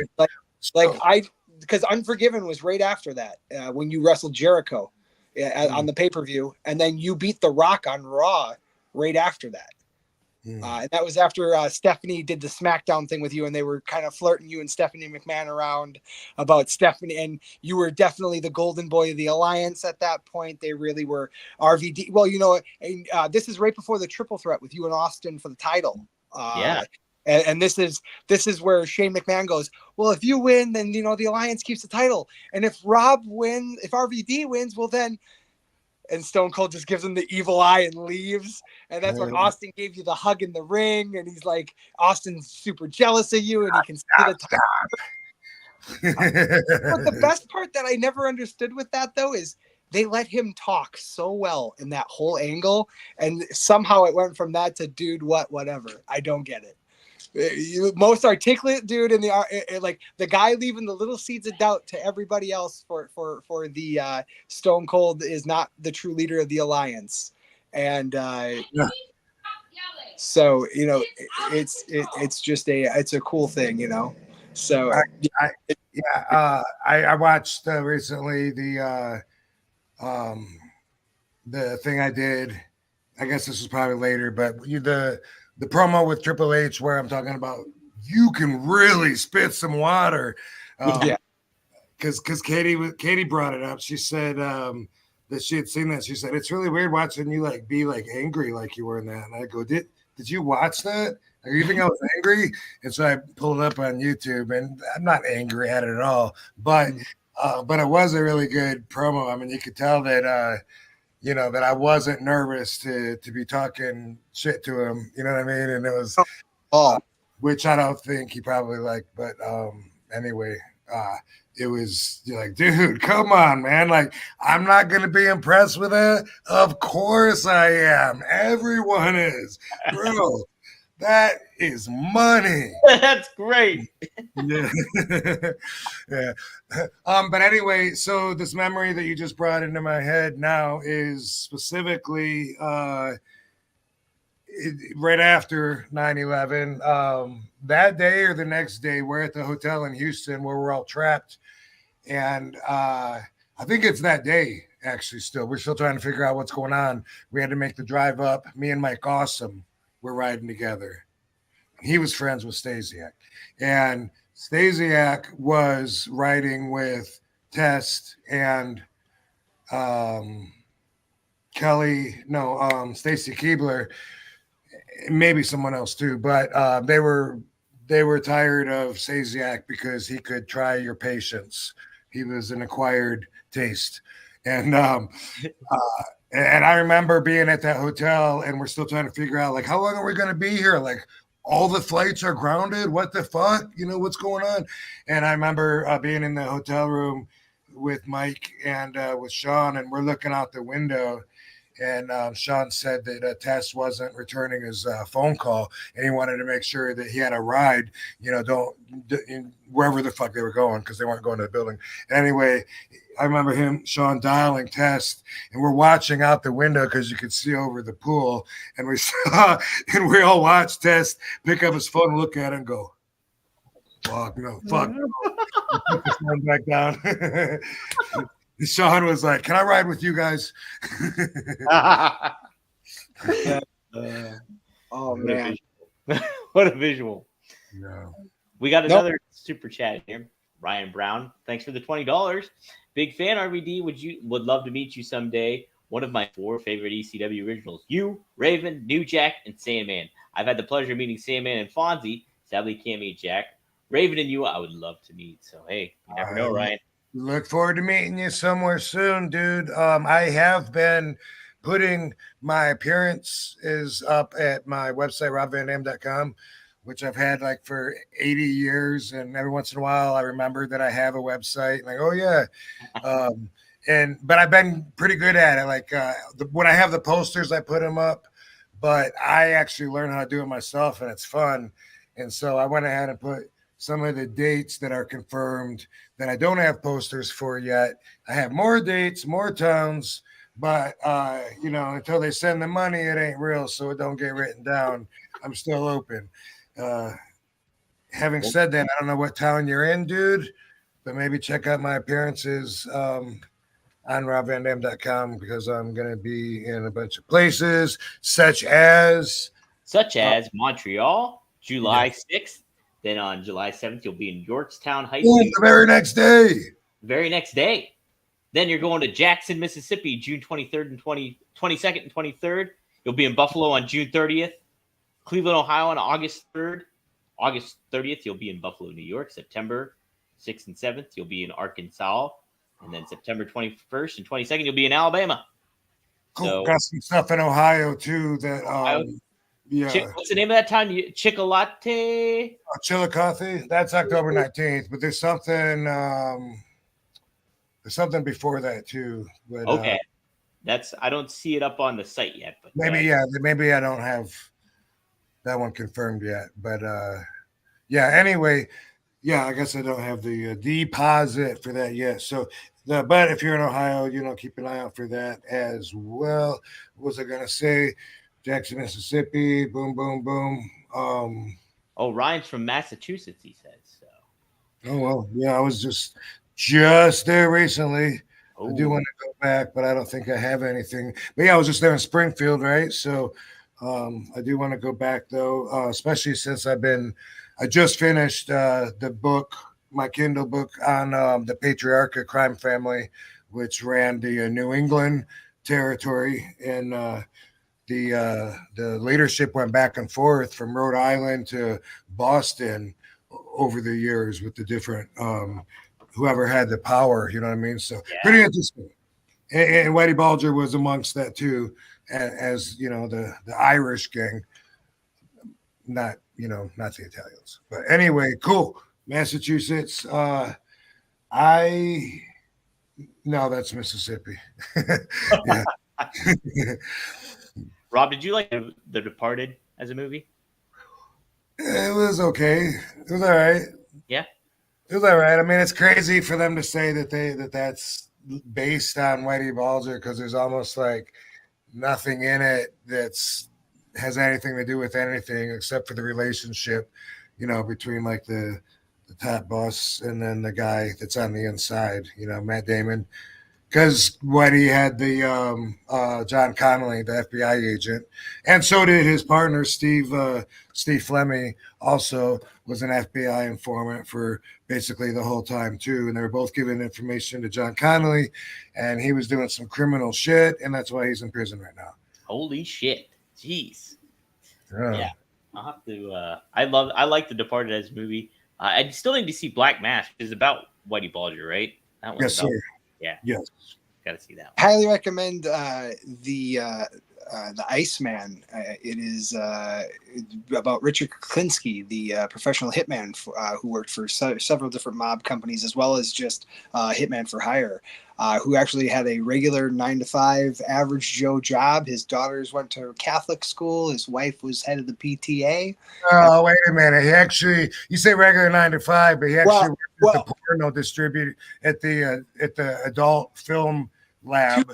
To his wife's and family's knowledge, he had a respectable job. I think it was the cliche construction. What are you in? Yeah, I'm in construction.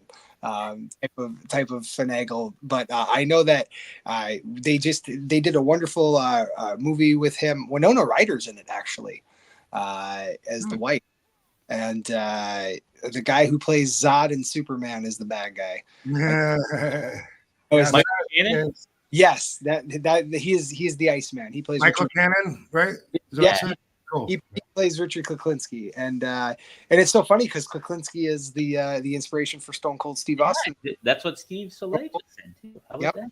Stone Cold. Kuklinski is the inspiration for Stone Cold Steve Austin. How?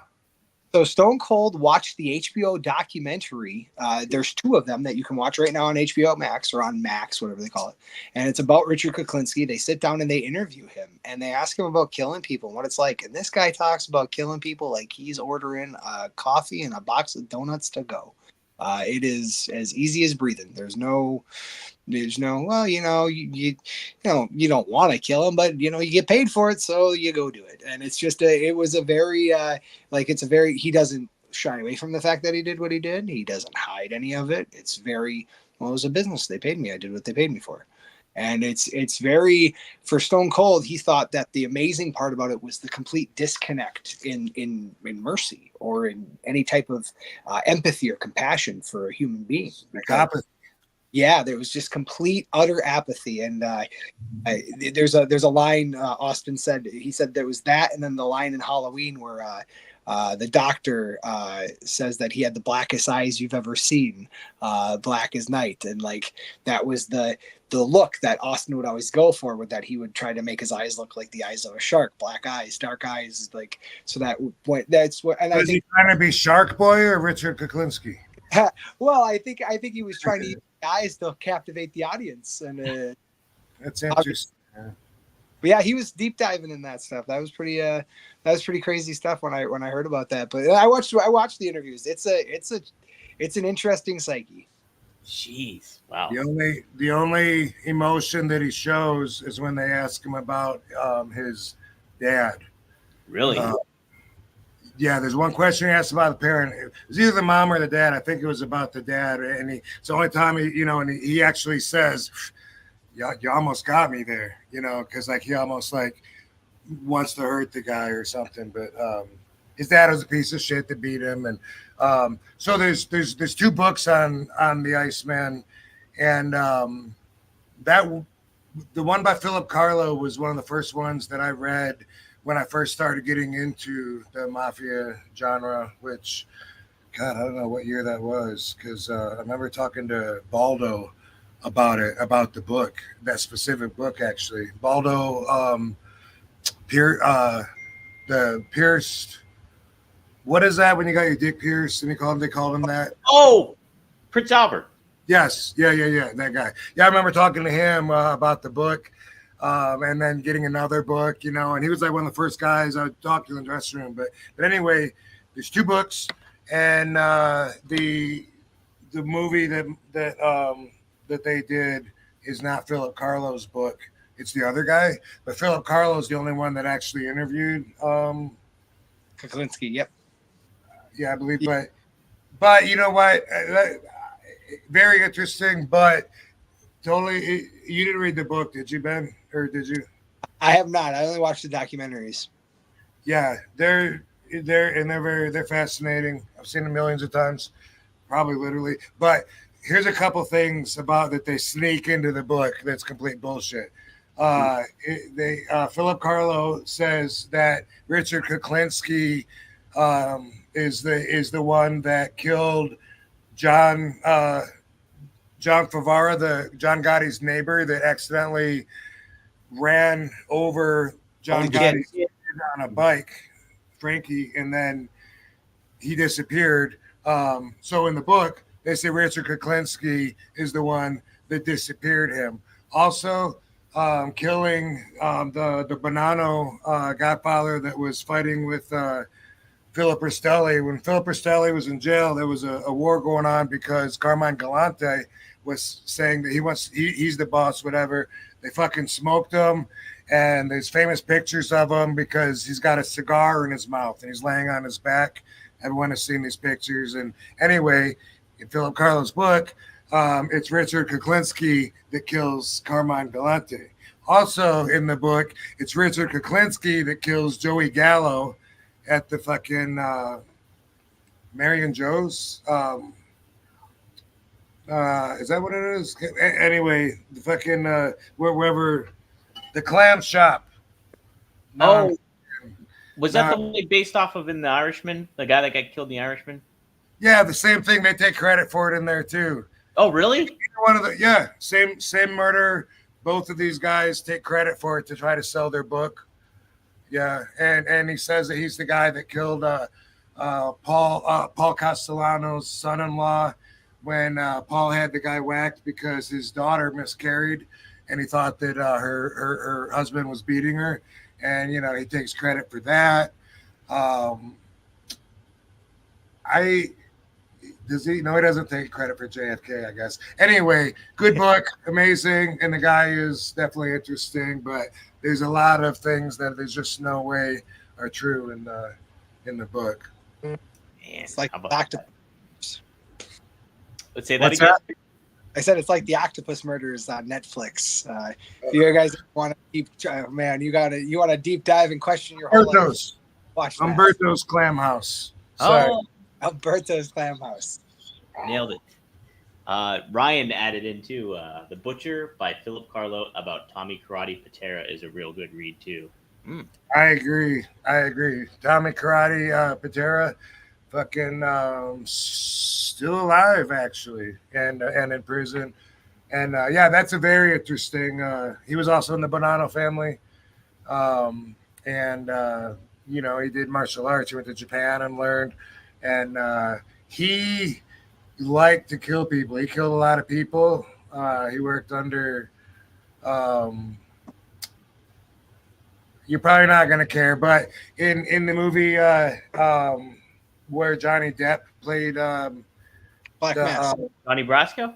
And Donnie Brasco. Do you remember at the end they wanted him to kill somebody? They wanted him. He's out on the dock and the dude's on a boat. Oh yeah. That guy that they wanted him to kill in real life. That guy is Sonny Red's son, Bruno Indelicato. That guy in real life was the mentor of Tommy Karate Patera. So I don't know. You probably don't care. You're not gonna be quizzed on that, but I just geek out on my knowledge of it. But he's still alive, and he ended up he had like this girlfriend, and she had a friend that was like he didn't want her hanging out anymore because they're doing drugs. Bad news. Stay away from Phyllis. Stay away from her. Stay away from Phyllis. Anyway, fucking finally his girl dies. And he blames that girl, and he makes it his mission. He's going to kill her. Finds her when she's sleeping, shoots her, cuts her head off, and like has it in the refrigerator and stuff. And like he just do you know my friend Brian Keenan, the cop? I don't know why you would know. Talked about him before. Yes, you mentioned him. I remember on the podcast. It's his brother-in-law that actually caught Tommy Karate Patera. Wow. He's in the documentaries and stuff. What's his name? James. He's an Irish dude. Damn. I'm gonna definitely have to refresh my memory on that. But anyway, he was the one that hunted him down and eventually caught him. But he was spying on him. He was saying at 3-4 in the morning when nothing's going on, he'd be spying on him, watching. He said Tommy'd be out there doing pull-ups on the fucking fire escape. And he said he was just like a fucking crazy dude that just like never stopped going. But also Philip Carlo wrote the book that on Anthony Gaspipe. He's who was the underboss of the Lucchese crime family. He's a well-known author, Philip, but he doesn't mind stretching the truth a little bit. Yeah, he's dead too, by the way. But he grew up with these guys in Brooklyn, Philip Carlo. Oh, you're talking right up my neighborhood, dude. This is my shit. I know it. That's his jam. That's Rob's jam. But I've read probably all of his books, except I think he did one on Night Stalker, which is not mob genre, so I let that one go. Haven't read that, but you can see him in interviews. This chubby, bald dude talking about his books back in the day, doing interviews and stuff, and he knew a lot, knew what he was talking about, and good writer, and he was able to interview these guys. Nice. Did you do any fiction stuff? I don't know, not that I know of. Okay, I'll have to take a look at them. Ryan also adds, my cousin Joey almost took a job from Kevin Weeks. He didn't. My great grandmother found him out and beat him. Wow. Yeah, it's a small world. Who's Kevin Weeks? So Kevin Weeks was Whitey Bulger's like right-hand man. He would have done anything for Whitey. And as the story goes, when he found out that Whitey had been an informant the whole time, he was pretty upset about it, and in the end, he ended up turning himself too. But there was like nothing left to even like fight for or whatever. But he's a guy that did a lot of the crimes with Whitey. But like on the documentaries and stuff, he comes across more like an understudy, more like a young boy under his wing, than like a fellow mobster. You know what I mean? And he was running shit for Whitey when Whitey was on the lam. And then, eventually he ended up telling stories and showing where the bodies are. They got a lot of bodies around there around Southie. I believe it. Weeks really is up there with Sammy the Bull more than people know. I'm a big mob guy too. Are you? How about that? Oh, big time. But I can tell you right now, I'm fairly certain. If you were to put the body counts between Sammy the Bull and Weeks, it would be a lot closer than people think. It really would. But one who was tagged by Gotti to be the next guy, so that's why he was kind of, in the history books, he'll always be remembered a little more because Gotti had pushed him to the front of the spotlight before everything went down for him getting caught. So Weeks never had that. There was never that, he was Whitey more so wanted him to keep everything under wraps and to keep everything away from the FBI and to try and keep the home fires burning while he went on the lam. So, man, I'm getting an education here. He was sending him money, sending him tens of thousands of dollars on the road, while not seeing him, just talking to him on the phone every once in a while or whatever. And then eventually I think he felt really betrayed. Man, that's the Mafia biz right there. Yeah. Ryan also adds Bruno Indelgatio was on the Galante hit. Boom, synchronicity. I mean, you guys, I get that. I don't know if you guys will get that, but I went around that without even thinking about that. But that's absolutely right. So Bruno Indelgatio, they called him Whack Whack in the Tommy Karate book because they say that was his nickname because he killed so many people. They called him Whack Whack, and he's the guy that was on the boat in Donnybroska, and the guy that was the mentor. And also under Frank Lino too was Tommy Patera, and he's right. The Carmine Galante hit that I used for reference because fucking Iceman Richard Kuklinski took credit for it, but he was the actual one that got busted for it because they found his handprint on the fucking vehicle. Oh, yeah, and so he definitely. He went down for that, but also on the video, if you ever watch a documentary that covers this, especially the old footage, because they always rehash all that old shit. But there's footage of right after the hit, after Carmine Galante got whacked and he rolled over and he's got the cigar in his mouth and Caesar, his own zips that were in on it, his bodyguards. And anyway, there's footage that they use as evidence of Bruno Indelgatio being congratulated by Anil Delacroce. Oh. Anil Delacroce. So the fact that he's Bonanno and Anilio Delacroce is Gambino says it was a commission hit. Everyone was in on it. And right afterwards, he's being congratulated. And like I said, they use that for evidence. So boom. But yeah, thank you for bringing that up. I totally forgot about that, that chain that ties us right in. Well, thanks, Ryan. Jeez, yeah, you've been chiming in with some good super chats on there. And speaking of good super chats, Seth, Venus Beach chimes in, sending good vibes to RVD and the Van Dam fam. Thanks for the $20, Seth. Seth, I sent you an email regarding the song. We need to license it somehow. So if you can hit me back, let me know. We can try to get this solved finally for next week and everything like that. You'll be disappointed to hear we didn't play your song starting off today. So. Yeah, today we didn't just because we always get flagged every time. But we appreciate you, Seth, and hopefully we'll try and get it fixed by next week because it's literally been months. It's been months.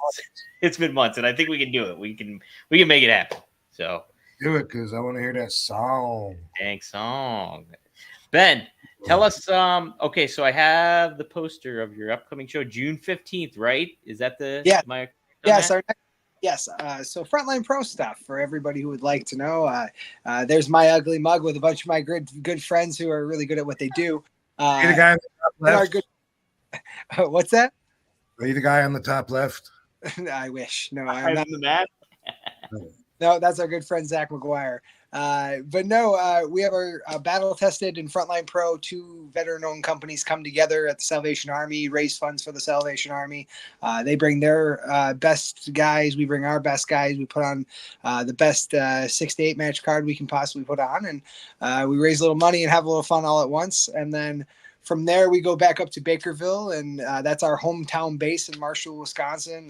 Bakerville is going to be our sportatorium is really the exciting news to say. We have a multi-year deal with them where they're really going to invest in us heavily doing stuff, and it all starts here in the fall. We have Hornswoggle coming in for a couple of shows, followed by our all-steel cage show in October, which every match will be inside of a steel cage. WrestleMania 2 style steel cage, by the way, with bars. I know there's a whole plan. Trust me, the stories make it work. We write diligently.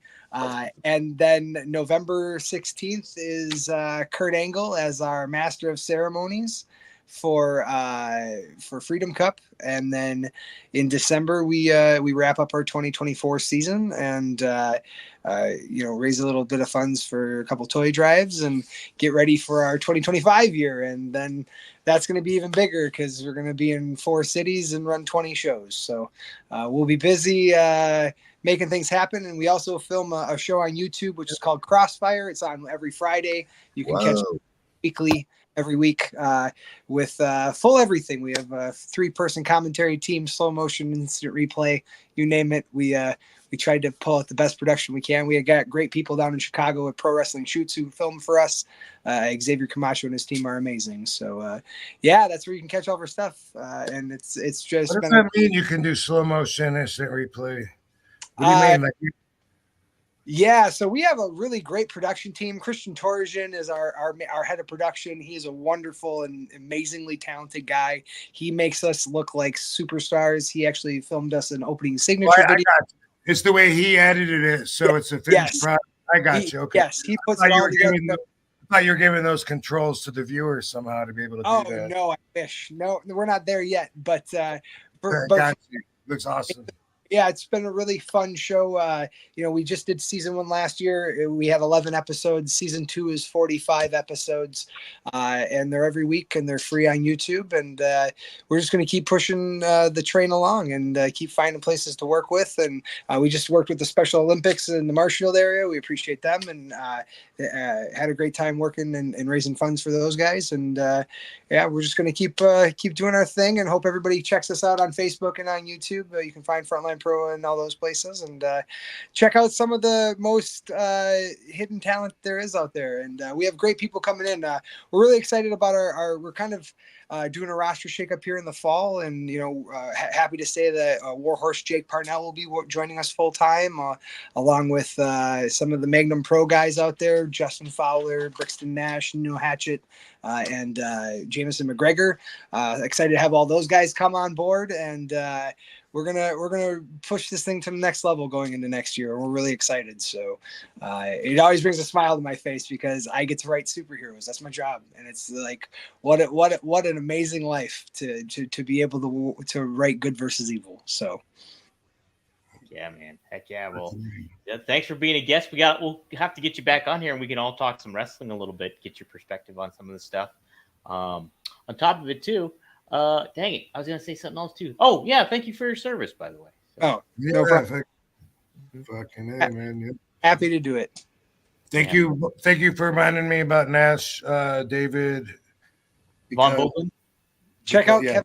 I texted him. So that's because of you bringing that to my attention, because I didn't know. Wanted to share this cool little thing that we have hanging up in the Van Dam house. I have that right up. It's on my wall too. It really is. It's hanging right there.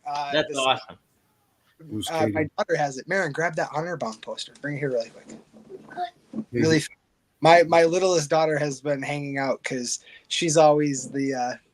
I got my good friend Skylar Joy, who is. Yeah, I tipped her the other night at the strip club. No, it's a guy. Wrong. My bad. He's a wonderful, amazing artist, and he did all this and put it all together for us. That's what it says right on the side of it. Yeah, that's where I saw the name right there. Yeah. Skylar Evan, right? Skylar Evans, bro. Yep, that's him. That's the guy. So good dude, wonderful artist. Also makes customized action figures and everything. He's a jack of all trades. Actually, the one thing I'll tell you about him that I would like to point out is one of the wonderful things I've had the opportunity to do in pro wrestling is actually film a cinematic match. Oh. And we did this with Skylar. Skylar does this wonderful thing. He works down in CCW with Gangrel and those guys down there, and Sin Bodhi and all those guys. And he's a wonderful character called Skits, which is this clown that has 7 different personalities inside of him that we know of. And basically what we were able to do is we found a body double and we filmed him fighting himself inside of his mind, inside of a dream. And it's free on YouTube. People can watch it. It's called Skits, Skitz.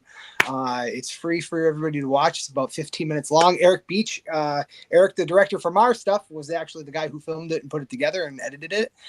It was entered in the Green Bay Film Festival in Wisconsin. Yeah, and it was for a short film. And Skylar's an amazing talent. He's one of the most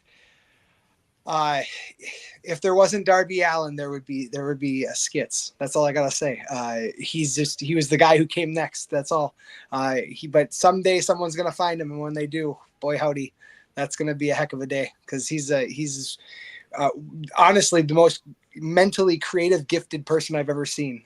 Just the way his mind works and the way that character, I've never seen anyone method act. Like when he puts the paint on and the contacts going in his eyes, it's real. It is full on light switch. There is no more Skylar. That is completely, he talks to me in all the different voices. He says all the weird morbid jokes. He has all this, he's completely gone. And then it's until that paint comes off, it's full bore. It's all gas, no brakes until the end. And then when the paint comes off, Skylar comes back. And I've never seen anybody do it the way he does, but it is impressive to say the least. Committed to the craft. Absolutely. Ryan Brown chimes in one more time. Joe and Mary's Italian restaurant is where Galante got clipped in the back patio. Right. Yeah, fell back into the brick backing that was in there with the table that was out in the front of him with the cigar in the corner, like, or in the back centerpiece, and then the back ivy was behind it. There's that black and white photo. Oh, okay. Sweet. I just watched that on Netflix. Yeah, the reason that he mentioned that is because when I was trying to think of Umberto's first, I said Mary and Joe's, and I knew that was wrong because it'd be easy to remember if Joe Gallo died at a place called Joe's, and I knew that wasn't true, but it was Umberto's, and he says Joe and Mary's. I believe it was called Mary and Joe's, but whatever. That's where Carmine Galante was dining. The guy that owned it was a friend of his, and he was sitting out on the back porch with his bodyguards who were in on it. And then it's just a real famous, iconic photo. Like it's right next to Paul. I was going to say next to Paul Castellano laying in the road from the stations. Right up there. Right. Wow. Rob, yeah.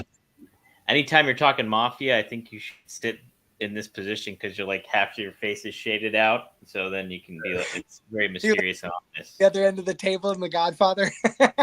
yeah, that's exactly it. So what's your offer? What's the offer? Just tell me.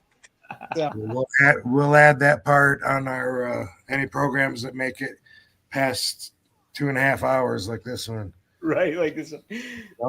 It's a good one. We almost have 2,000 people tuning in live. So thanks everybody. Oh, it's creeping up there right now. So thanks everybody for tuning in, guys. If you like what you're seeing, you can go to Rob's YouTube. Go to at the Real RVD on YouTube. You can also go to RVD TV. That new episode of it drops every Monday. We turn this private, but then it'll drop every Monday at 4:20 p.m. Eastern Standard Time.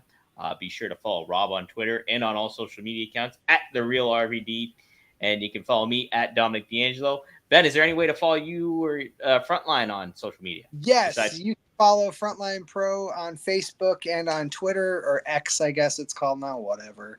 As far as Ben McCoy goes, you can find me on Facebook as well as Twitter and Instagram. Check me out on there. And just make sure. Oh, and also make sure you check out Headstrong. That's now available for everyone to check out for free. I'm actually in it for a short. That's right, dude. That's right. It's an interesting. He's doing these things, and you're like, oh my god. It was a great interview we did in Milwaukee. The filmmaker was there. I know Rob wasn't there, and they were just. Everybody watched Rob Van Dam, and they were like, "Hey, have you talked to McCoy?" and so they were like, "Mic me up," and they go, "What is the first thing you thought of when you thought of Rob Van Dam?" And that was the thing. It was, I said went from watching cartoon characters to men trying to literally use weapons to murder the other man legally, and you watch this guy and he's doing these things and you're thinking, oh my god, how is this even possible? And it just, like I said, it was the ECW shot to my arm of wrestling and my fandom was I was 13 years old. It came at like, you're no longer a kid. You're not a man. You're in the middle. And here's this land of misfit toys that are like, you're one of us. Come here. And it's just, it was so submersive. And to get into the storylines and to get into, I was so like, I was the guy who was like, come on, Tommy and Beulah, you can make it together. Like you wanted those people to win, and you wanted Shane Douglas to get the shit kicked out of him because he was such an asshole. And you were terrified of Sabu because, well, he was genocidal and homicidal, and they literally openly admitted he was a mass murderer. And if he got a hold of you, you would also fall victim to this. And and then you have Rob, who's, here's the, here's the Justin Timberlake of the NSYNC group. Here's the superstar of them all, and he comes out and does all the things that makes everybody not. And then we somehow get amazingly treated to Jerry Lynn just like casually showing up out of Minnesota and being like, hey, we could probably do cool stuff, and Rob being like, yeah, probably. And then the next thing we get Living Dangerously 99. So it's from there, right? Isn't Jerry from Minnesota? Yes, he is. Yep. Local guy, just not up the road locally for me, but yeah, just one state over. So what was funny about Ben being in the movie was that it was sometime after we'd worked together and Ben knowing each other that I found that out, and then was like, oh my god, that is you. And it was funny because I knew the movie very well because I edited every frame with Joe Clark, every single second of that movie. And so we had worked on it a lot with matching the audio and putting together this demo reel through there that has clips under the fair usage protection of a WWE on this little intro thing that we did. But anyway, I wanted to say to Bobo Booey, yes, I absolutely do sometimes drink liquid kratom as well. Katie loves it. It's her favorite. The shots that specifically that she buys are called Viva Zen. And I had a promo code that was only good for a week or two, so it's not worth mentioning right now, but I was trying to get the word out because, as you've discovered, it seems that it hits you a little different. And for me, too, it can be quicker. I can feel it come on a little more. If it's in the liquid, kind of tastes bad either way. Oh, man. There's a lot of people. Guys, what I'm going to start into here on a regular weekly basis is anybody that's smoking, you can just let us know, and I'll pop you up on the screen. So just as a shout out and a communal kind of thing. So what's that? If they're smoking, you'll pop them up on the screen. If they're smoking, I'll pop their comment up on the screen if they're saying it. So get a little more engagement a little bit too. Got you. All right, well, shit. I actually have a call. It's supposed to happen in 11 minutes from India. They're 12 and a half hours ahead of me. So I was trying to schedule that. And I was like, how about 9 my time? It'll be 9:30 your time. Let's do that. Let's do that. Well, guys, thanks for tuning in. Thank you, Ben. It's a pleasure meeting you and speaking with you. I'll hanging on. Yes, absolutely. And we'll spread the word here. Frontline Wrestling, June 15th. Guys, check it out. Check out all social media stuff. And Rob, thanks for your time. You're the man. And it looks like the next public appearance that I have to promote is probably that Jackson, Mississippi that you pointed out. And it looks like I'll be there the day of when A&E is supposed to do my bio. I say that because I don't believe it till it really happens, but anyway, I'm thinking viewing party, maybe. So maybe we'll put some thought to that and see what we can do. Heck yeah. Jackson, Mississippi. You're right, Rob. June 22nd and 23rd. So maybe a little viewing party. If you're in the area, check it out. All right, guys. Check us out next week here on One of a Kind with RVD. Thanks, Dom. Thanks, Ben. Good talk. Appreciate you. Talk to you guys soon. Thanks, Van Dam fam.